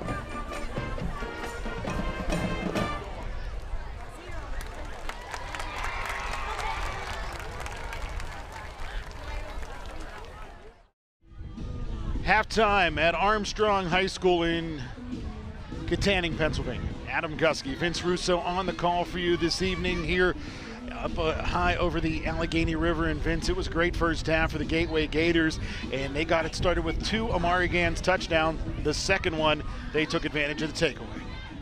Yeah, first play after the turnover, perfect ball. Gans, arms stretched out, able to pull that one in. And we talked about it, the only offense for the Riverhawks has been this young man, Mr. Klein, taking 2 kicks back to the house, not just 1 but 2.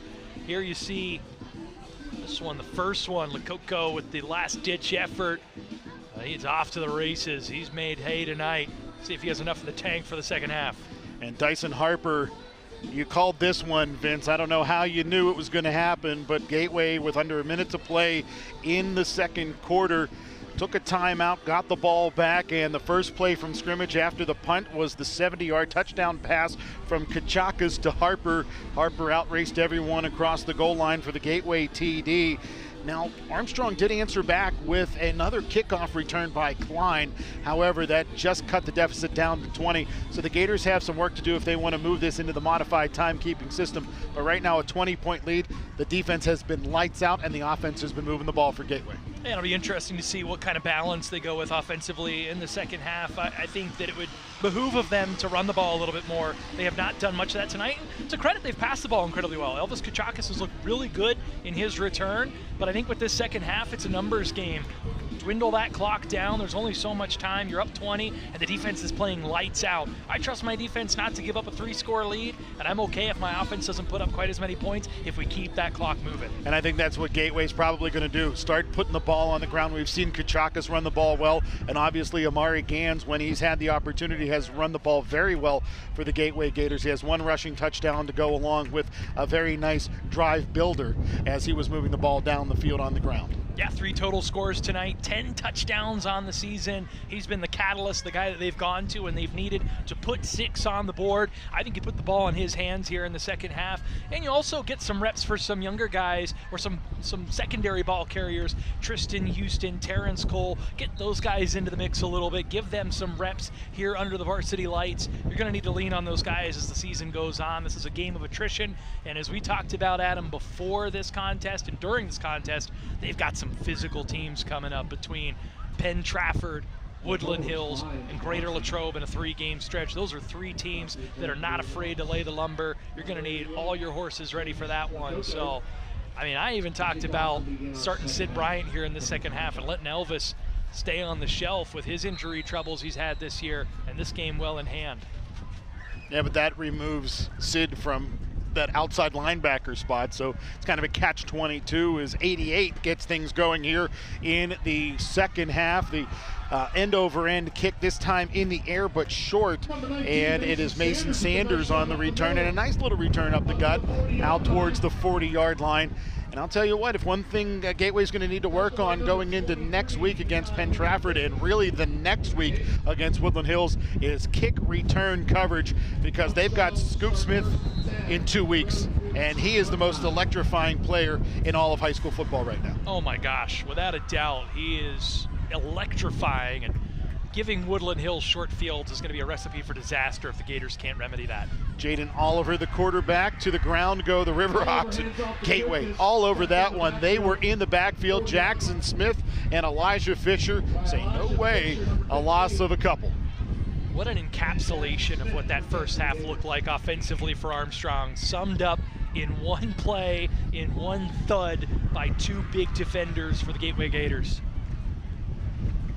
You can hear that wind picking up yet again here in southwestern Pennsylvania. We're in Katanning, PA, northeast of downtown Pittsburgh, sitting high above the Allegheny River. And you know, there would be wind regardless, but the remnants of Hurricane Helene have moved their way through the Pittsburgh area. And you know, luckily for us here in Pittsburgh, it was a little bit of rain and a little bit of wind, but with the folks down in the bend of Florida dealt with last night, was nothing you wanted to mess with. Now we can handle this. We will get through it.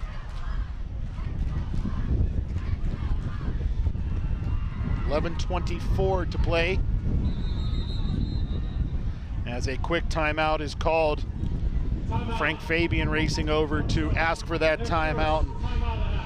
Vince, we were talking about it in the first half, but we really want to thank the good folks here at Armstrong. Chris Clausen of the IT department, he was a big help making sure we were up and ready to go with our streaming services tonight. Todd Harvey, the co-athletic director, he and co-athletic director Jake, both of them were really on the ball, making sure we had the best possible accommodations with the facilities they have here at Armstrong. And by no stretch of the imagination are they bad shakes. They're just, not what some of the other big school districts have that have been around a lot longer and have had the opportunity to, build a stadium, then add to a stadium or build a second stadium or build a second press box, whatever the case may be.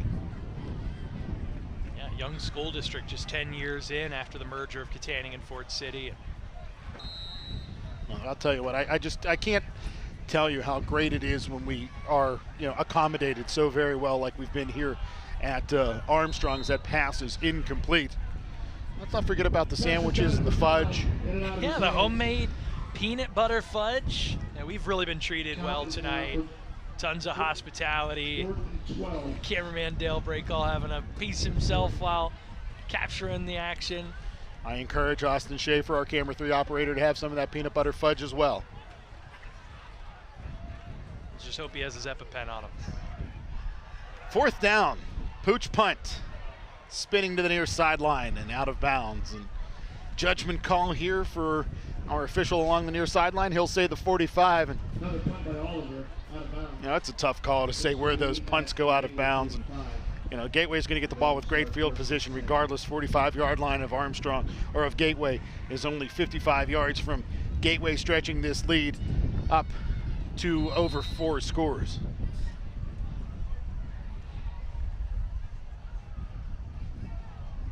And Kuchakis back in the saddle here for the second half. Boy, when he's been in and he's been healthy, he's really looked good, and he was able to sling that ball around. Certainly that 70-yard touchdown, the highlight, but really has looked good. Kuchakis tossing it down the near sideline. S.J. Moorfield, he had it right in his hands. Tried the Willie Mays catch, but couldn't hang on to it on that low right hip, and the incompletion brings up 2nd down and 10. Second and 10. That's been one of the few blights on this Gateway offense. That's the 3rd big drop tonight by 3 different receivers. That time it was Moorfield. We've seen drops by Julian Dancier, Wade Lewis as well. For as many big-time grabs as these guys have made, there's been a couple of those drops.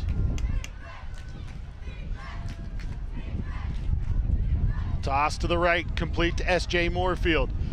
Cuts it across the 50, shouldered down inside of the 45, a Gateway 1st down.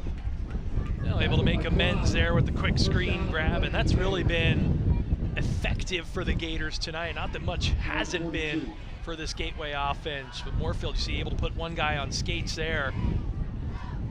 Gets a little shove from Klein at the end, but not till he's got that 1st down yardage. Kuchakis looking right, looking for Carter.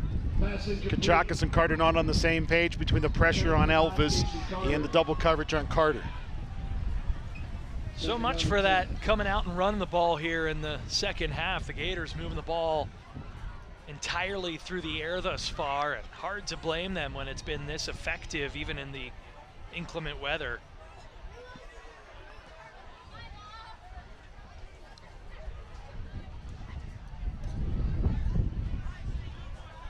Play action, toss right, complete. Harper sheds a tackle, and a touchdown saving tackle from behind for Armstrong. And the Riverhawks keep Gateway off the board at least for one more play. 1st and 10 at 24-yard line. Game, or not game, certainly not game, but touchdown saving tackle indeed. Diggs, if he's able to get a couple steps in there, boy is he quick. He would have been gone in a flash.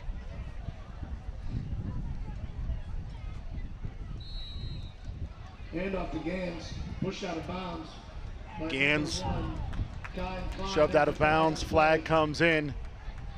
I think this may be a late hit. Yeah, that or face mask, a helmet, might be an offensive face mask with a helmet coming off, or maybe some words along the sidelines. Hard to say. It's hard for the officials to say too. Got a bit of a conference going on over there. Let's see if we can get another look here on the replay. Might even be a little bit of a horse collar there. No, I have to think that's going to be, yeah, right there at the end. Personal foul, face mask, fence, 15-yard penalty from the end of the run. The down, second down. That's a shame. Number 1, stay in the game. It came off due to a penalty. That's a shame. That it's going to drive the Gators back after they've been really methodically moving the ball down the field. Nice credit to our team there and producer Lee Schaefer able to get that replay right up close and personal to show that face mask.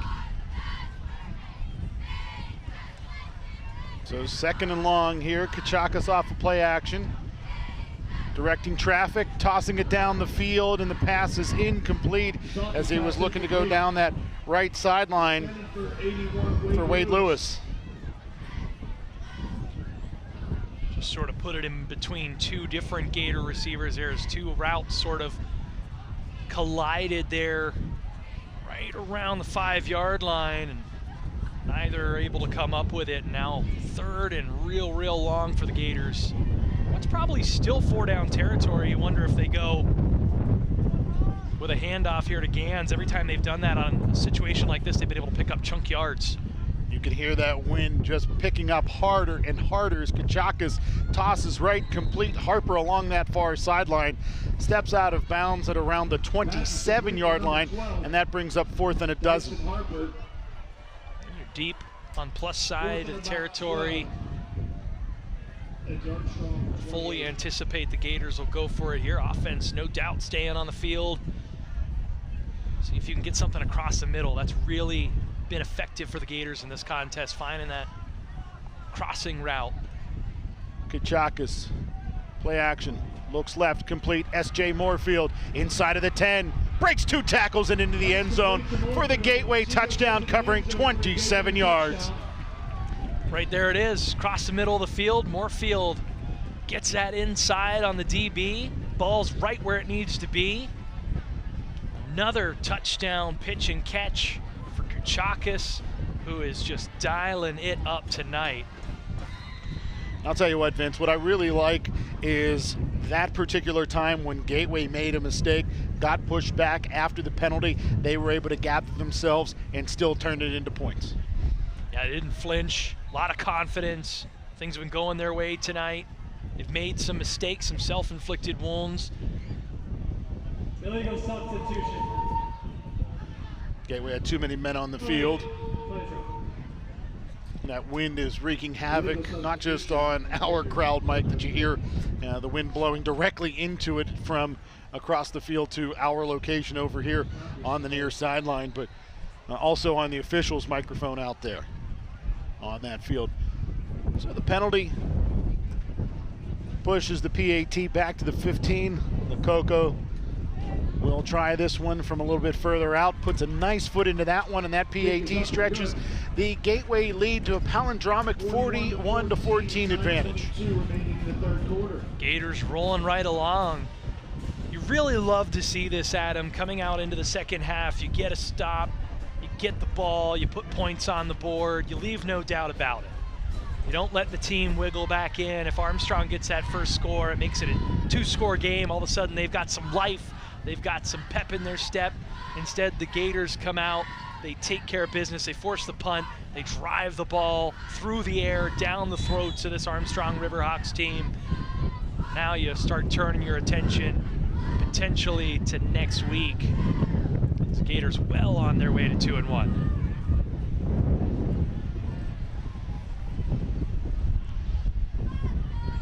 So 9:22 to play here in the third quarter. Gateway on top 41-14. Next week, Gateway is at home against Penn Trafford. It's homecoming in Monroeville, and it's the Battle of the Bell, which Gateway has won the last 2 years. So it has stayed in Monroeville for the last couple of seasons. Will it stay in Monroeville one more year, or will it head to Harrison City. We shall see a week from tonight, but we still got ourselves a quarter plus to work with here as another nifty return for the Armstrong Riverhawks by Kyan Klein. Hard not to just give a ton of credit to Klein, who is so elusive and so talented with the ball in his hands. You look here, nothing flashy about it. He's just shifty. He's dragging people along with him for the ride, trying single-handedly to make things happen for this Riverhawks team tonight.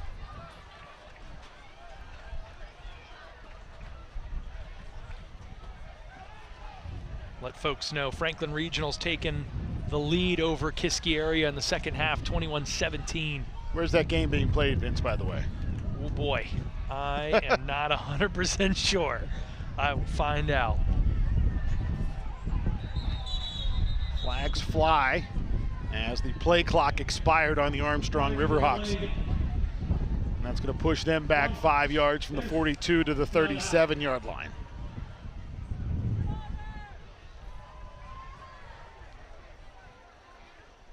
That game is in Murraysville tonight at Franklin Regional.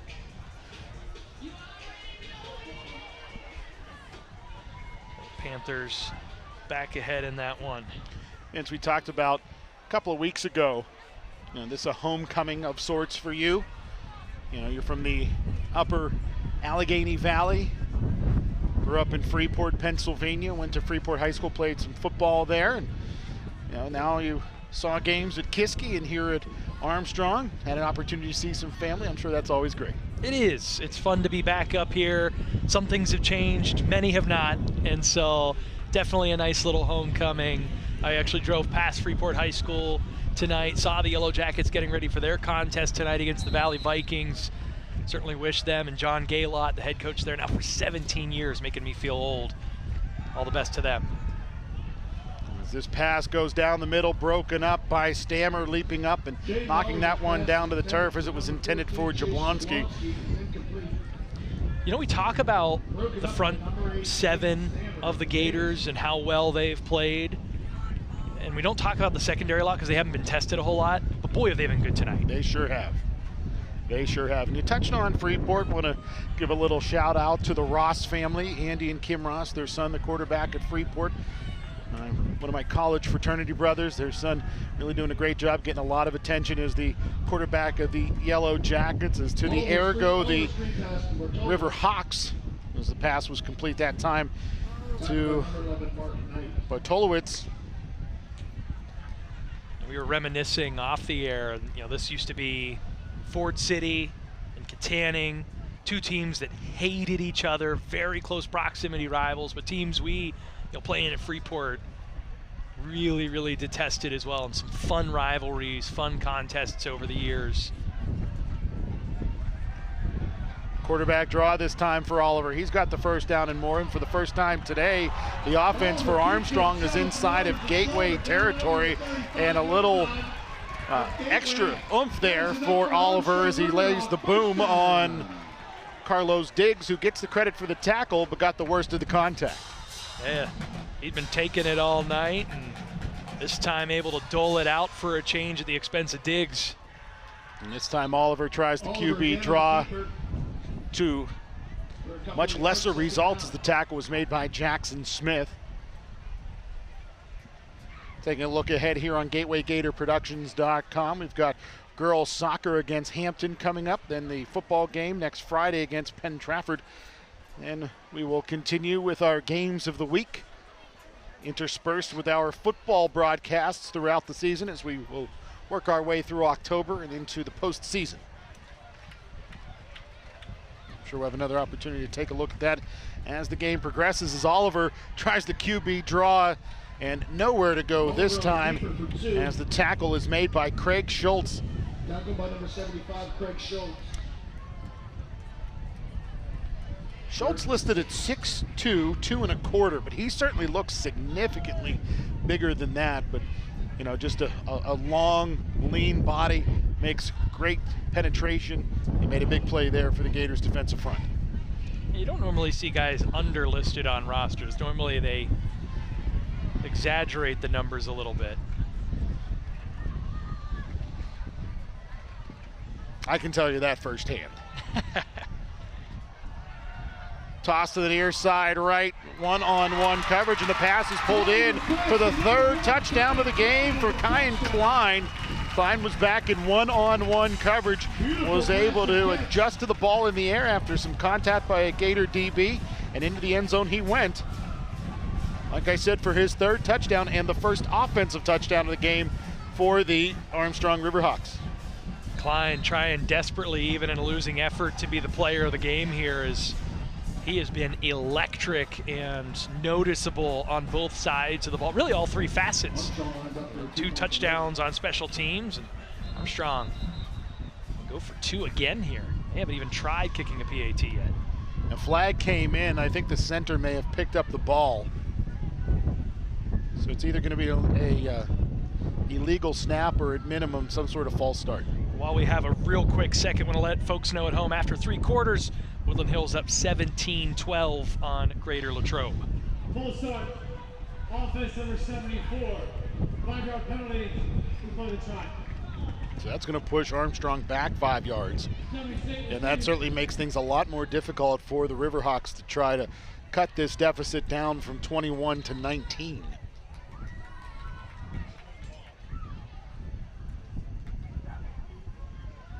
Let's see what the Riverhawks offense can do here. Is Oliver in the shotgun. Bunch formation to the left. Looking left the whole way. A delay, and the pass is well too high there as Oliver was looking for Jablonski. And the failed 2-point conversion attempt keeps the lead at 21 for Gateway, 41 to 20. Still a healthy lead for the Gators. Credit where credit due, you know, Klein has been able to get his tonight, but he's really been the only one doing damage for Armstrong. Otherwise, it's been total manhandling by this Gators defense, and the offense ready to come back out on the field after arguably their most impressive and complete drive of the night, other than maybe that opening drive where they sort of just rammed it right down the throats of the Armstrong Riverhawks. And it's been mostly through the air tonight. The Gators have not ran the ball all that much. They haven't really needed to. They've gone to it when they've needed. They've gotten chunk plays. Amari Gans on some 2nd and 3rd and longs, able to get chunk yards and keep the Gators on schedule. But it's really been Kuchakis and his array of receivers. And I tell you, Adam, something that I think is super encouraging as we do get one more look at that long touchdown and that impressive play by Klein.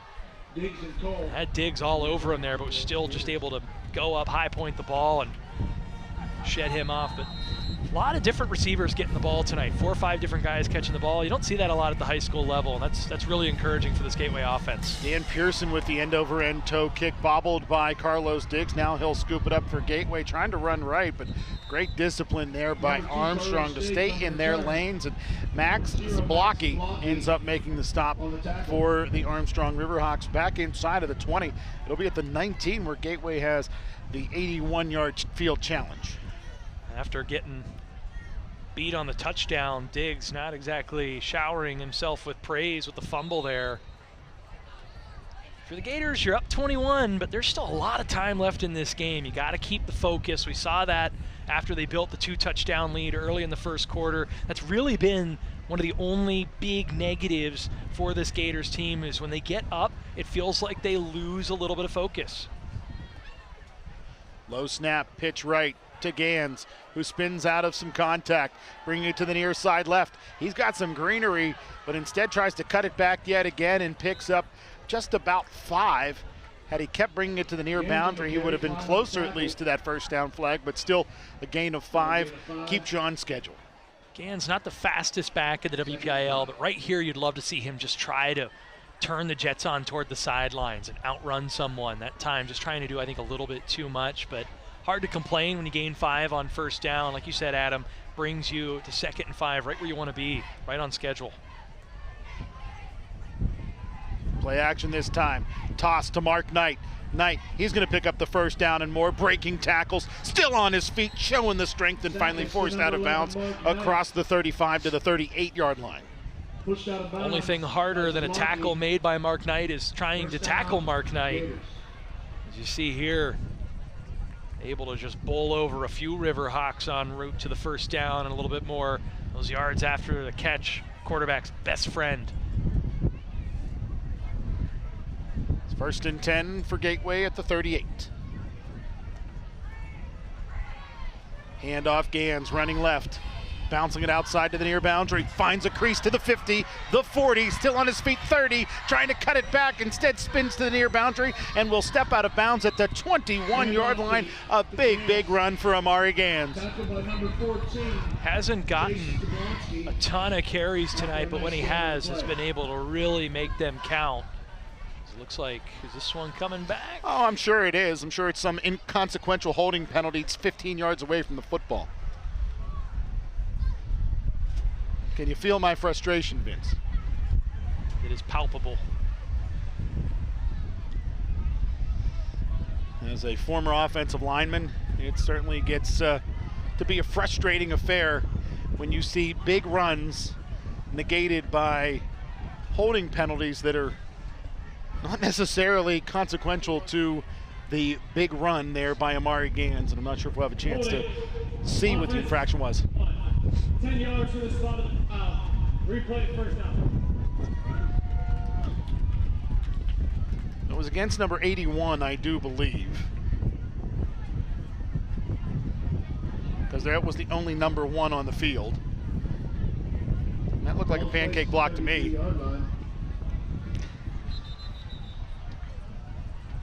Hard not to consider that a little ticky-tack. Or a lot ticky-tack, especially if it was against 81, and that's who it sounded like he said. Wade Lewis was the only player on the field with a 1 at the end of his number, and you know, that was what we heard, was the 1 at the end of a number.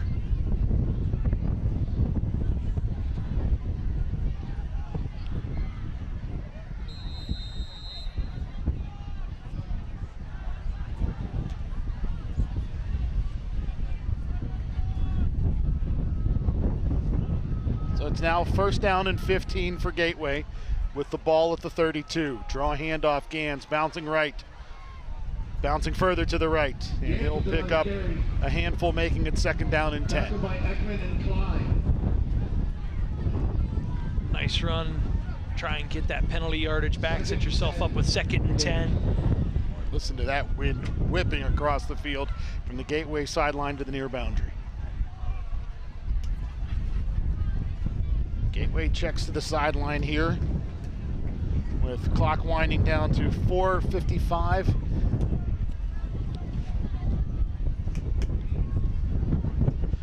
Kachakis rolling right on 2nd and 10. Flag is down and Kachakis steps out of bounds. Kachakis on the keeper, but there's a flag on the play. I'm probably going to come back again anytime you see those flags in the backfield. Not a good sign for the offense. It's going to be a hold. And this one was right near the line of scrimmage. So it'll be loss of 10 as we await the call from our referee. Holding. Offense number 3. 10 yards from the previous spot. Replay 2nd down. That one looked a little more legit. Yeah. SJ had a lot of jersey. I'll let folks know now a double-digit lead for Franklin Regional, who's starting to pull away here in the 2nd half. So the hopes of the Gators being tied for 1st at the end of tonight not looking quite as viable as it did earlier. Moorfield motions into the backfield. Kachakis tossing it deep. And the pass is incomplete, leaping up. It was in the hands of Lewis for a moment, but Wade Lewis couldn't come down with it, and the incompletion brings up 3rd down and 20. Kachakis had all day to throw and was able to get some real good zip on this one. We'll see if this one was in the hands of the receiver or not. Took a shot at the end at Kachakis. Yeah, that one looked like it probably should have been caught. Kachakis complete. SJ Moorfield First down and more inside of Armstrong territory to the 45-yard line. For a big game. Seems like it's either been Moorfield or Gans. Anytime they've needed to draw something up to get big chunks of yards on a second, third, fourth down situation, they've been able to go to Moorfield and he's been able to deliver, but it looks like Moorfield might have come up a little limp after that one. Hopefully just some cramping, as you can see him getting stretched out there on the far sidelines behind head coach Don Hall.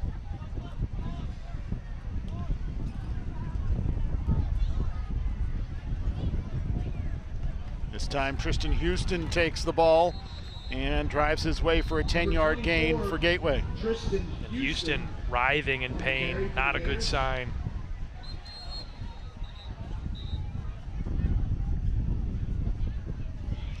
So the athletic training staff out to take a look at Tristan Houston. And I'll tell you what, Vince, sometimes, and I've said this in the past, but sometimes when you get hurt, it hurts worse than when you get injured. And, you know, Houston, he was quick to his feet and over to the sideline with just a bit of a hitch in his giddy-up. One thing we missed there, that ball came out at the end of the play. I don't know that anyone actually caught that on the field, or maybe Houston just was able to grab it quickly, but it looked like that ball was out well before he hit the ground. Let's take one more look at it here. Makes that cut, gets the hit right here. Last second, it's poked out. The Gators will maintain possession. Catch a break there. Hopefully Houston gonna be all right. A couple Gators checking out with some injuries. Kachakas tossing it deep and overthrows the intended receiver, Dyson Harper. And Harper turned on the Jets, but there was no way he was gonna get to that one. Kachakas airmailed that one. Diggs had a step, but just couldn't put the touch on that one he needed for the house call. Had Gans underneath out open in the flat for the check down as well.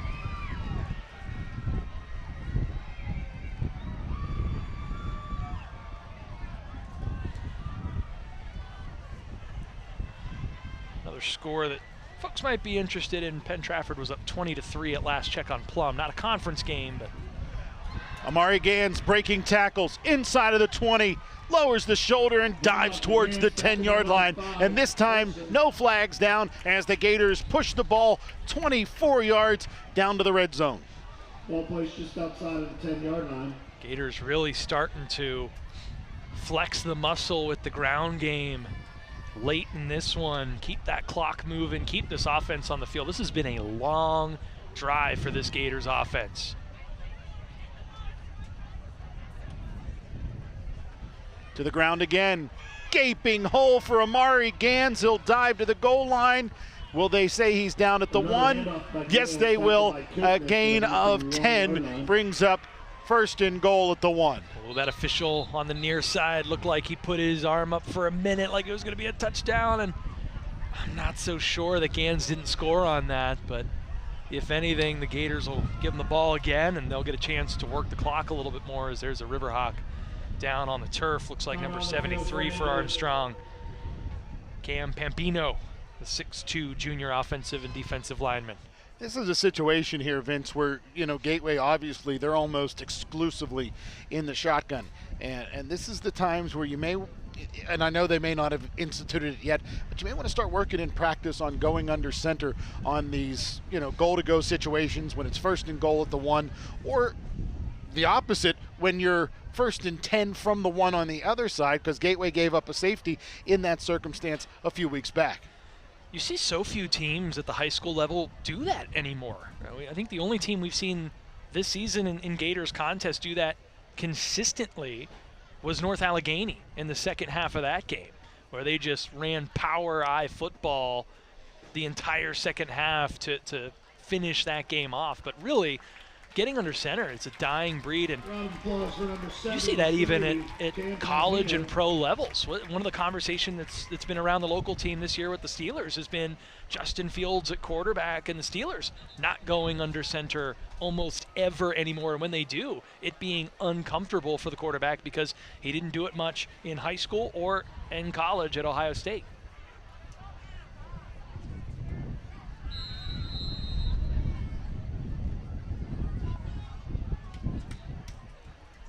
So Gateway is in the shotgun, low snap, option right, pitch, Gans, dancing, as there's a flag down back behind the play.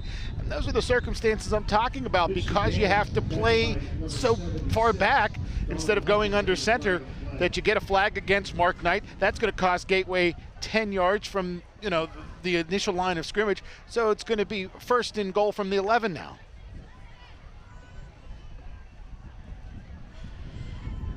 Disappointing to say the least, but something maybe to work on for the Gators. So much has gone well tonight. From the previous spot. Replay, first down.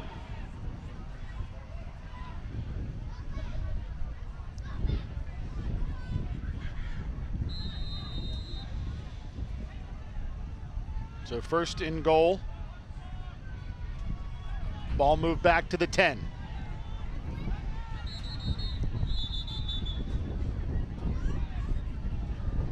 Timeout. Now Gateway takes a timeout. Timeout out.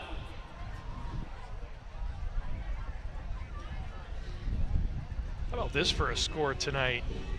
Fox Chapel got a win this year. Things looking like they were starting to trend upward for the Foxes in 5A a little bit.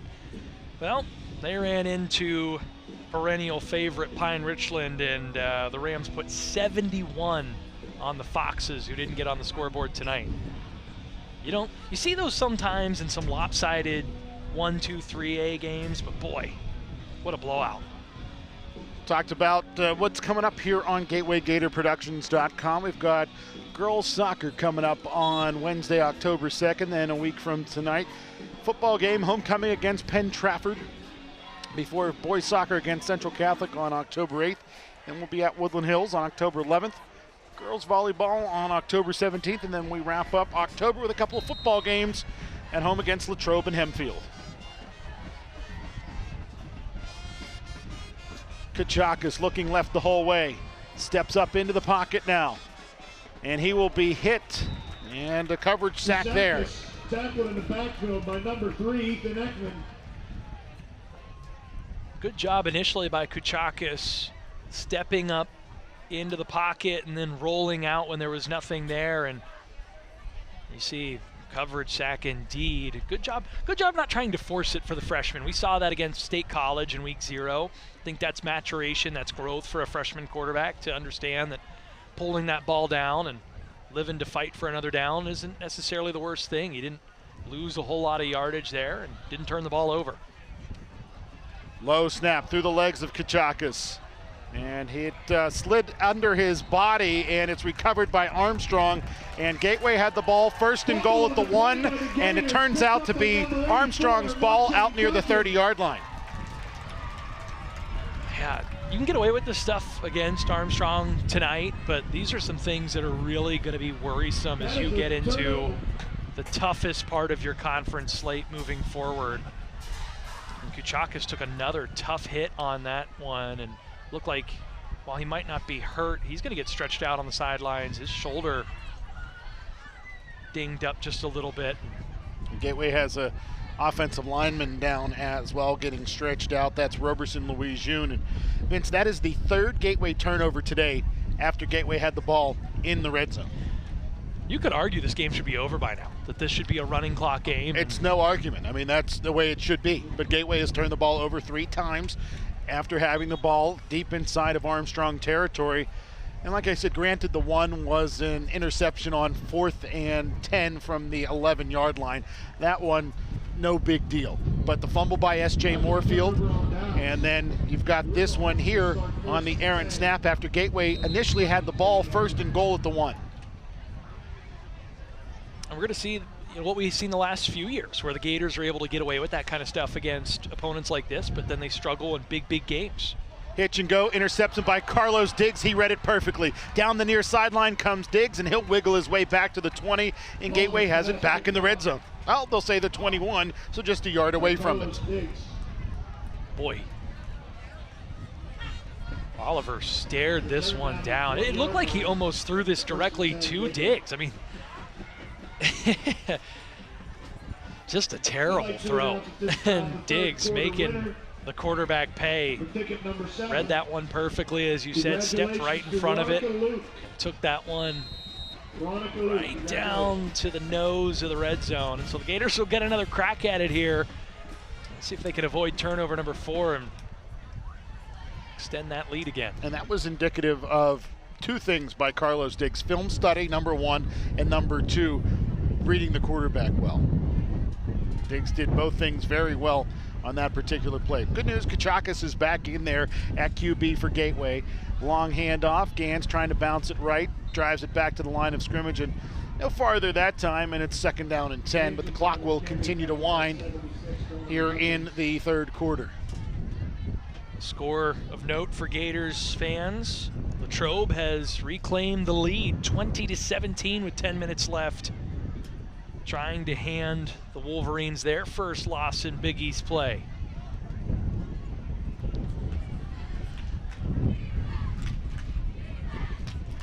Down under 40 seconds to go. Here's Kachakis is going to air it out to S.J. Moorfield, and it is batted around and intercepted, and Gateway, for the 4th time today, has a ball taken away in the red zone. Now there's a penalty. This may be some sort of penalty after the play was over against the Armstrong Riverhawks.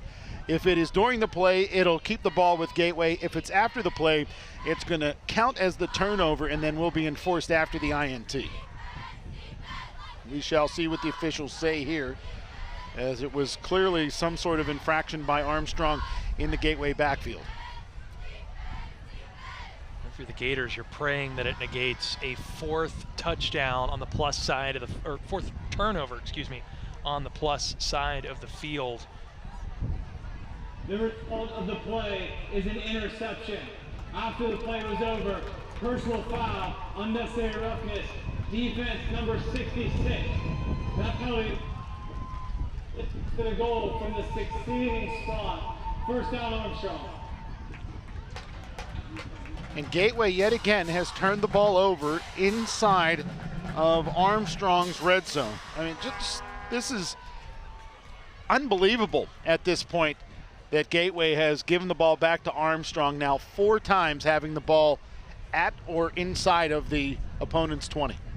I tell you what, Adam, I don't know that they'll do it in the next 36 seconds, but if Armstrong's able to put together anything here and score a touchdown, it becomes a 2-score game again with an entire 4th quarter to go, or maybe the best parts of.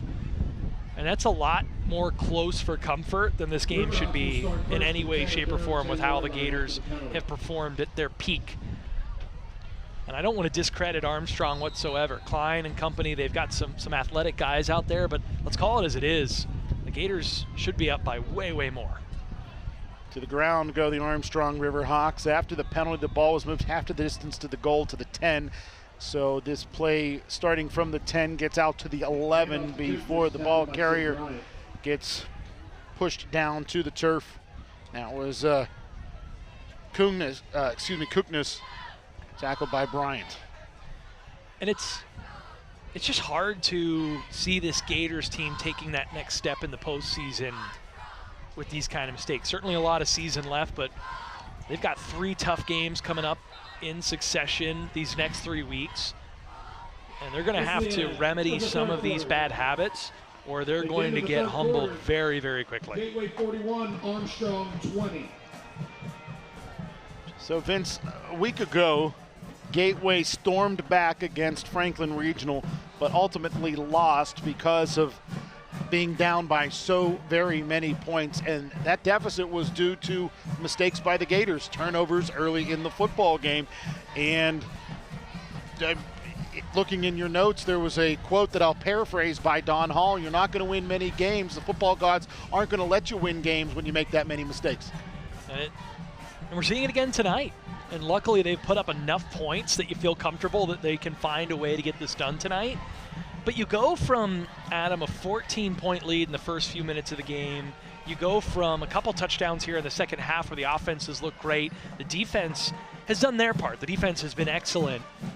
But you almost come away from this game, even if you do come away with the win, feeling a little icky as far as the Gators and their chances as a real bona fide contender in 5A. And that's the standard here at Gateway. This is a program that has been built on generations of success. And it just feels like some of those small details aren't there just yet for this Gators team. And I think that's the most frustrating part, is these are things the Gators can control and you hope will control as they get into some of their most important games of the season, because they're going to need to be able to mine those P's and Q's and be a tough team to play against if they're going to win the Big East and contend in 5A, which is incredibly deep and incredibly talented this year. Oliver, the QB, with a sidecar to his right.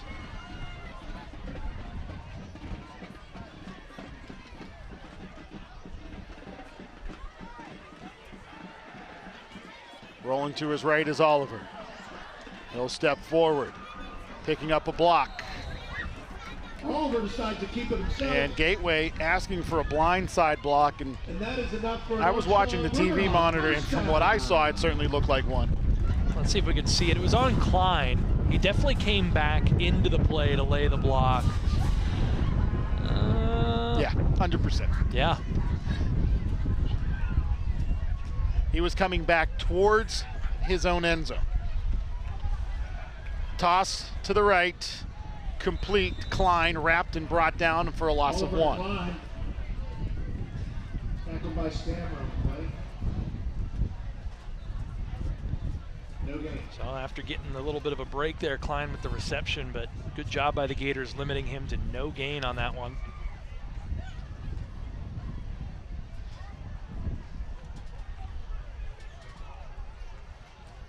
So it's 2nd down and 11 here as the clock is winding here in the 4th quarter.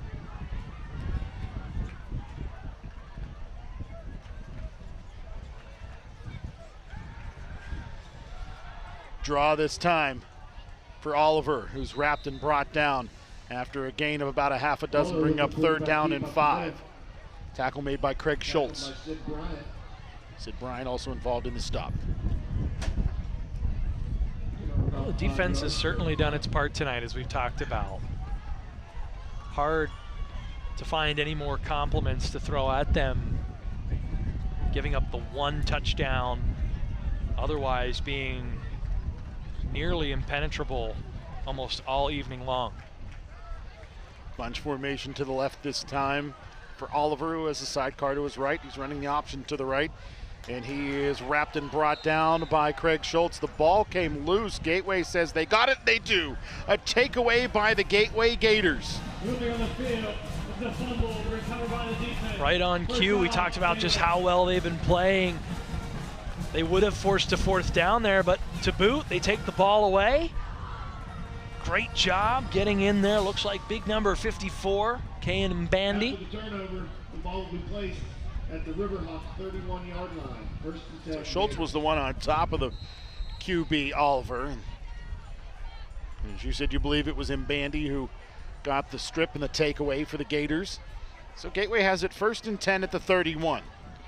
It's an opportunity to put some points on the board and kill some clock in the process. As to the ground they'll go, and Amari Gans is wrapped by the jersey, brought down to the deck by Jacob Bowser. That Bowser, a big boy at 6'2", 255, is able to just grab a hold of Gans and rip him down.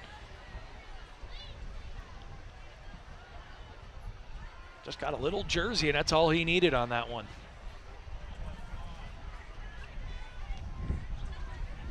Under 10 minutes to go here. Pass to the left-hand side is incomplete. Intended for Wade Lewis. So Kachakis is incomplete, stops the clock, making it 3rd down and 9.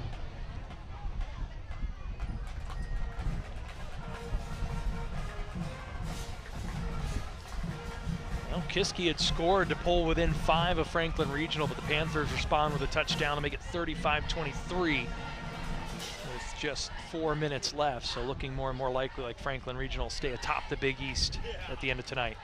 Upper St. Clair leading Peters Township 14-7 in the 4th quarter as that pass by Kachakis to Gans is incomplete. Stopping the clock yet again. Incomplete. I mean, I'm having fun, as much as fun as anyone here tonight, but at some point, It's Riverhawk 31. kind of want to go home. This game isn't exactly super close. It's 2 hours and 25 minutes, 26 minutes at this point since kickoff, and there's still 9 minutes and 49 seconds remaining on a stopped clock in the fourth quarter. So 4th and 9, Kachakas to the air, has S.J. Moorfield wide open, who can't catch the football. And Gateway has had the dropsies tonight. And that'll be a turnover on downs, and Gateway gives it right back to Armstrong. Yeah, by my count, that's 4 drops by 3 different receivers. Second one for Moorfield tonight. And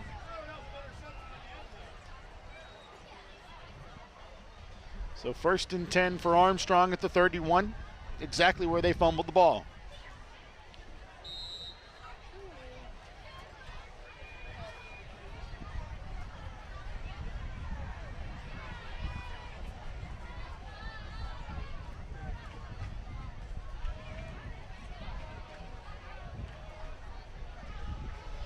To the ground.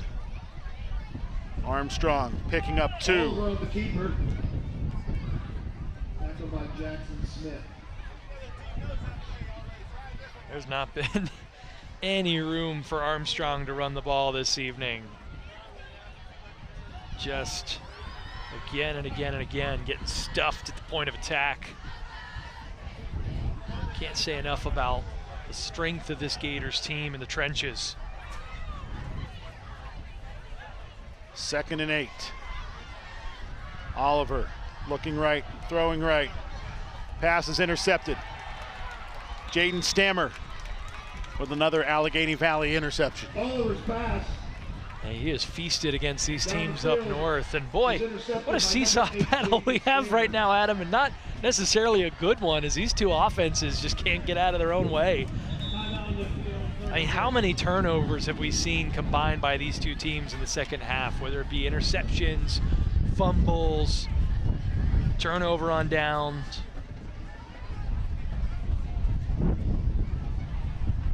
Hard to believe we got 61 points in this one when there's been such a plethora of turnovers. Great to see the sportsmanship by the cheerleaders.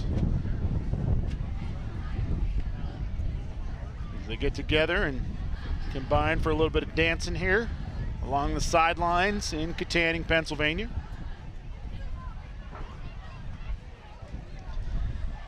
It's windy, but it's not terribly cold. It's still a decent night out, but no better way to keep the blood pumping and to get the moves going a little bit.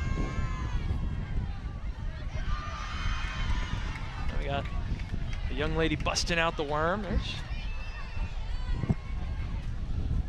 Don't see that one all that often anymore. Well, if you're a fan of the #1 team in the country, the Pitt volleyball team, come on out and check them out. And they do something very, very similar to what you see here after the game with the Pitt band. They form a circle and dance and celebrate with the students and the Pitt band in a very similar fashion.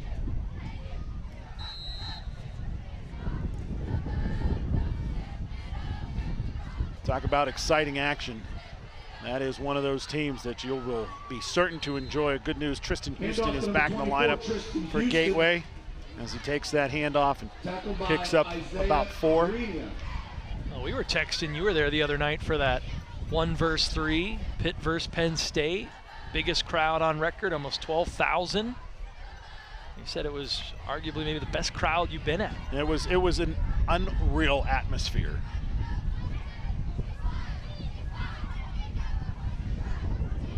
$12,000, and they were electric all night long. Handoff again. Houston wiggling his way back to the line of scrimmage, maybe picking up a yard or 2 to make it 3rd down and 4.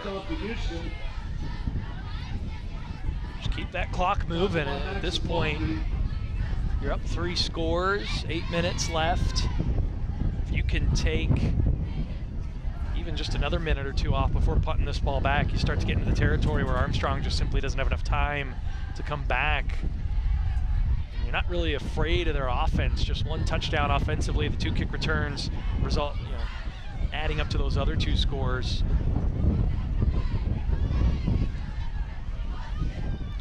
Back to the ground. Houston breaks free, first down and more as he takes it out towards midfield before he's wrapped and brought down. Tackled by Duncan. Big time run, great elusiveness. Houston showed that a couple times tonight. The play that he got dinged up on, he also found some wiggle room and was able to shift himself away from a couple would-be tacklers. You see some flashes from the second string ball carrier, the junior.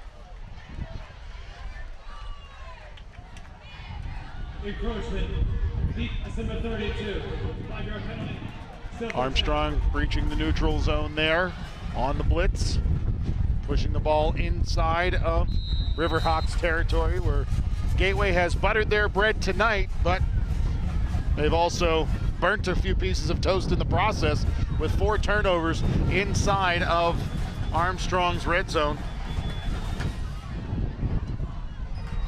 And Kachakis is going to go to the air, tossing it to the left. S.J. Moorfield drives his way across the 40, brought down at around the 35-yard line, where it'll be 1st and 10 for Gateway. Don Hall said last week, I saw a quote that he said it felt like they left 75 points on the board in last week's loss. This week they might have actually left legitimately almost that many points on the board with the turnovers and mental mistakes offensively. Well, you've got to say, with 4 red zone turnovers, that's 28 points. That takes this score up to 69. And even if you take away any of the PATs, you're at 24 points, taking it up to 65. As to the ground go the Gators. And a Gateway offensive lineman, a little hitch in his giddy up, but Elijah Fisher, he's going to tough it out and head back to that right guard spot. Really encouraging to see how well Tristan Houston's running the ball here as a secondary option. Chalk is trying to get them to jump again.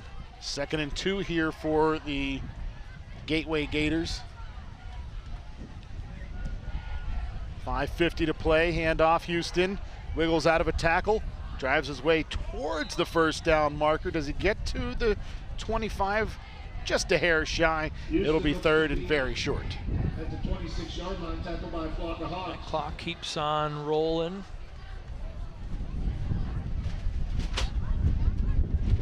So in all likelihood, the Gators going to move to 2-1 in the conference.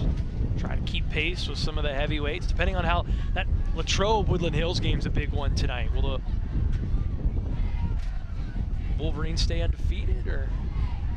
Houston picking up the first down on 3rd and less than a yard. On the other side, 2 losses in conference play would be Houston runs for a first down. big gut punch to Latrobe, and looks like that's what's going to be the case. Woodland Hills up now 30-20. They put a couple late scores on with less than a minute left. So Franklin Regional, Woodland Hills going to be undefeated after tonight still. Gators right in tow. Off of play action, pass to Carter. Carter inside of the 15 to the 10 to the 5, where he lowers the shoulder, and there's going to be a holding penalty against Dyson Harper that is going to negate this first down.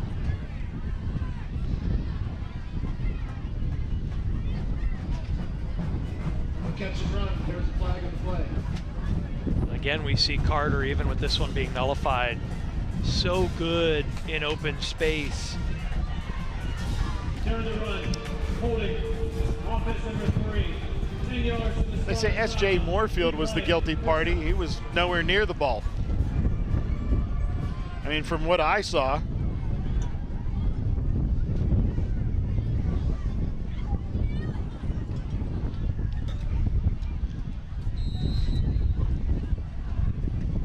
and if it was, S.J. was on the inside while running to the boundary was Carter.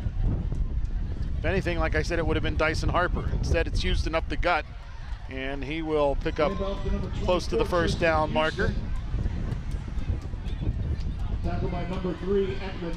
Big chunk of that yardage counted, by the way, Vince. So it ended up being 1st and about 8. Now it's 2nd and about 3 as an Armstrong player is down.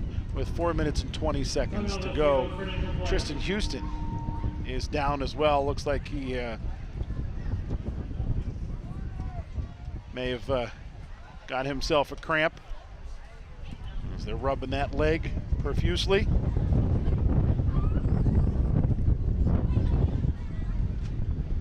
Boy, this wind has become unrelenting as this game has gone on.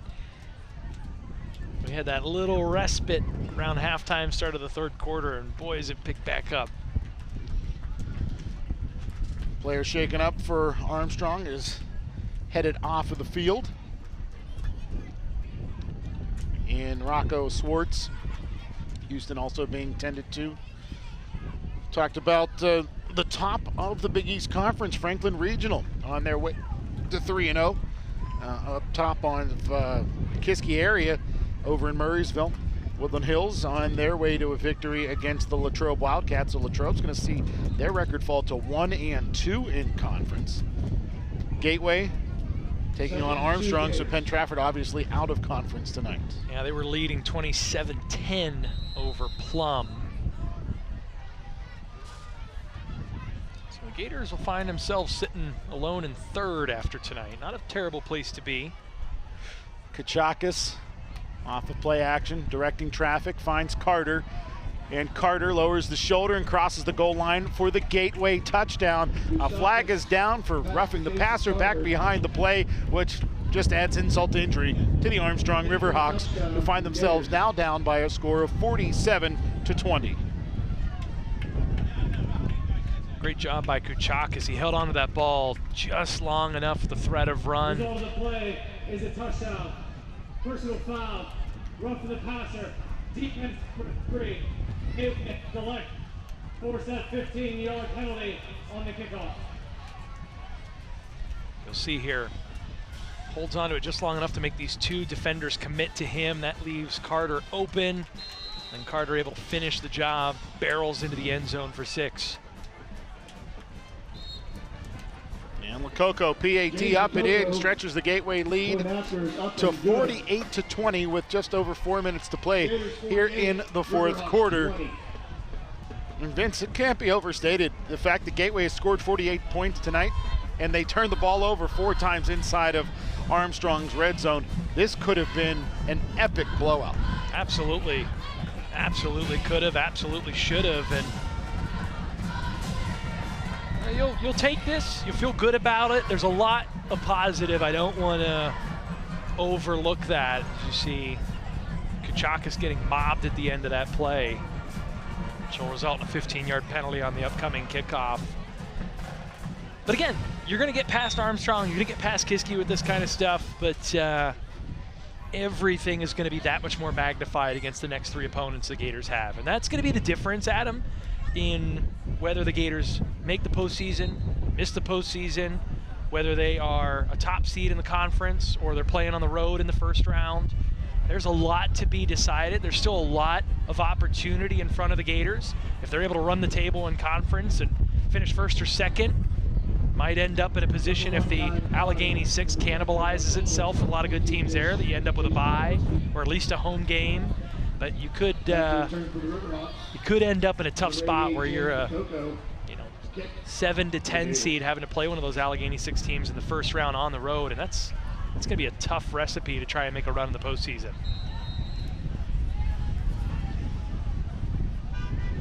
Nothing more evidence of you can't make mistakes than the result of last week's game, where Gateway was able to rally but didn't have enough to do so, mostly because they fell behind by so much early on based on their errors.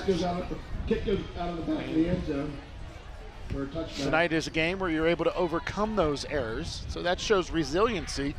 The valiant comeback effort last week shows resiliency, but it's probably better to just handle your business instead of having to show resiliency. Well, now in conference play, you're hoping and praying for at least one Franklin Regional loss to try and give yourself a chance. It's never a good feeling to have to depend on others to take care of your business. The Gators no longer control their destiny for a conference title, and that's an uncomfortable place to be. especially after they are the defending conference champions, going undefeated in conference play a season ago. With the nice run. As a run there for the Armstrong Riverhawks. Costa Kuknis, 5'7" junior. Like I said back in the first half, he's going to be a sore young man tomorrow. He's certainly not big of stature, 5'7", 140 pounds.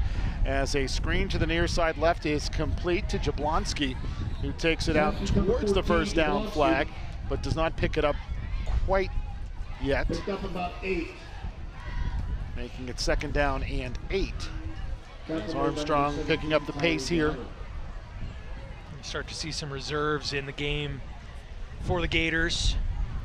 See a couple guys, Colin Ireland getting some snaps, Wendell Hall. Ball comes loose as Gateway was in the backfield. It's bobbled around and then will be ultimately covered up by Gateway. But a nice job there by Luka Zekli to knock the ball down to the turf, breaking it up, and then the ball being covered up by Gateway's Wendell Hall. Hall had 2 or 3 chances and came up with the fumble recovery. Hall of Gateway. A bright spot for some of the young guys getting some play here towards the end of the night. Able to come away with the turnover. See a whole host of Gators getting on top of that one. Zekli, the freshman, with the big play there.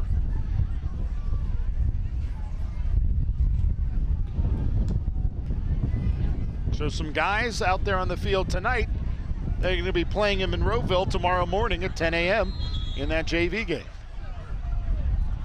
Well, the good thing is when you're that age, you rebound quick. They'll be ready. Gateway, their second timeout of the half. Meanwhile, we've had to stand most of the night, and tomorrow I'll probably need a bubble bath. Timeout called here by the Gateway Gators. 3:04 to play. As we are now approaching 9:45 p.m. This has been a rather long evening, and we have a rather long drive home. The battle of the presumed 2 of the top teams in 5A. Upper St. Clair taking care of business on that revenge tour. They take down the defending champs 21-7. Taking a look at that aforementioned Allegheny 6 conference. Look at that, 5-0, 5-0, 5-0, 5-0 coming into tonight. And Moon was up 3 late in the game against Bethel Park. I mean, that is, South Fayette took care of Baldwin tonight. It's going to be an absolute slugfest to see who wins that conference. Gateway on the ground. Julian Dancier. Julian Dancier. Brought down in the backfield. Kai. And they will say Dancier ultimately is brought down back. And they'll mark the ball at the 47-yard line. I don't have the stat in front of me, but 5A teams are beating the pulp out of 6A teams and have outscored them by over 200 points this year. Wow. 5A really is the deepest, most complete classification in the WPIAL.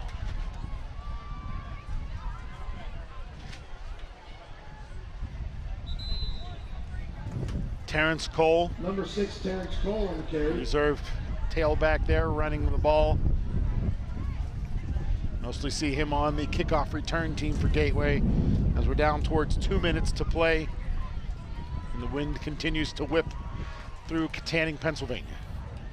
So Franklin Regional did hold on, but 35-30 against Kiski. Wow. That's very reminiscent of what we saw out of Franklin Regional last week.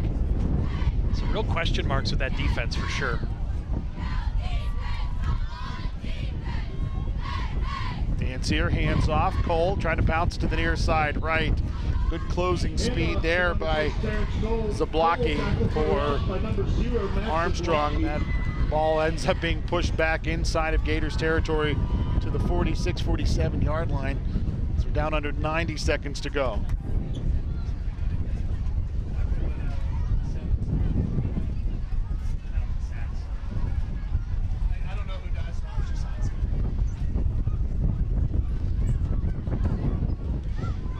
The assistant coach is asking Do we have the numbers for Elvis Kachakis? Just a couple of booths over, could have gotten that information. Mr. Scarcelli, stats teacher at the high school. He is the team statistician, so he keeps track of that. If I had to guess, I think he might be over 3 bills. Sounds about right. I mean, we certainly saw some big chunk plays, obviously the 70-yard touchdown pass. We saw Sid Bryant a week ago, just a hair shy of 300 himself. And almost 100 on the ground, too. That's a heck of a game. Just a hair under 300 and 100 on the ground. Those are serious numbers. Gateway has a dozen on the field, so this is going to cost them 5 additional yards. And this is not the way Gateway wanted to see their reserve unit come out, kill clock. Chase Jablonski back for Riverhawks.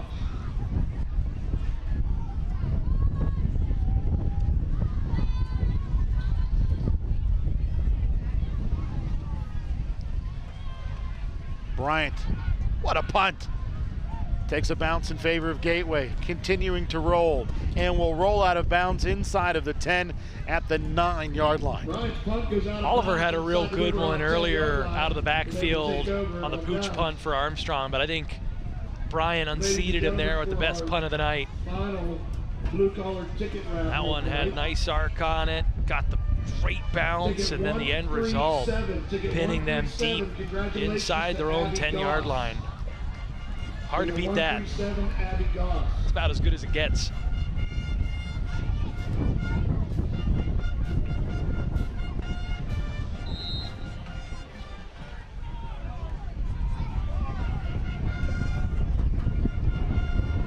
So 42 seconds to play here in the fourth quarter. Gateway on top, 48-20. One offensive lineman short for the Armstrong Riverhawks. That was the injured player who returns to the lineup, and Gateway's in the backfield again. Sniffing that one out for the Gateway defense was Luca Zeckley, the freshman. Play by number 44, Lucas. Zeckley making these snaps count. Forced the fumble that was recovered on the last possession, and then this time getting the tackle for loss in the backfield. Congratulations to number 1, Kai Klein, for our full sentence bill and player of the game. About 10 seconds to go here in this one. One final play for the Armstrong Riverhawks. And Gateway will get their second conference victory of the season. And a big win at that for Gateway, as they've got some real tough tests coming up at home against Penn Trafford and on the road against Woodland Hills. Some real high highs in this game, Adam, some real low lows.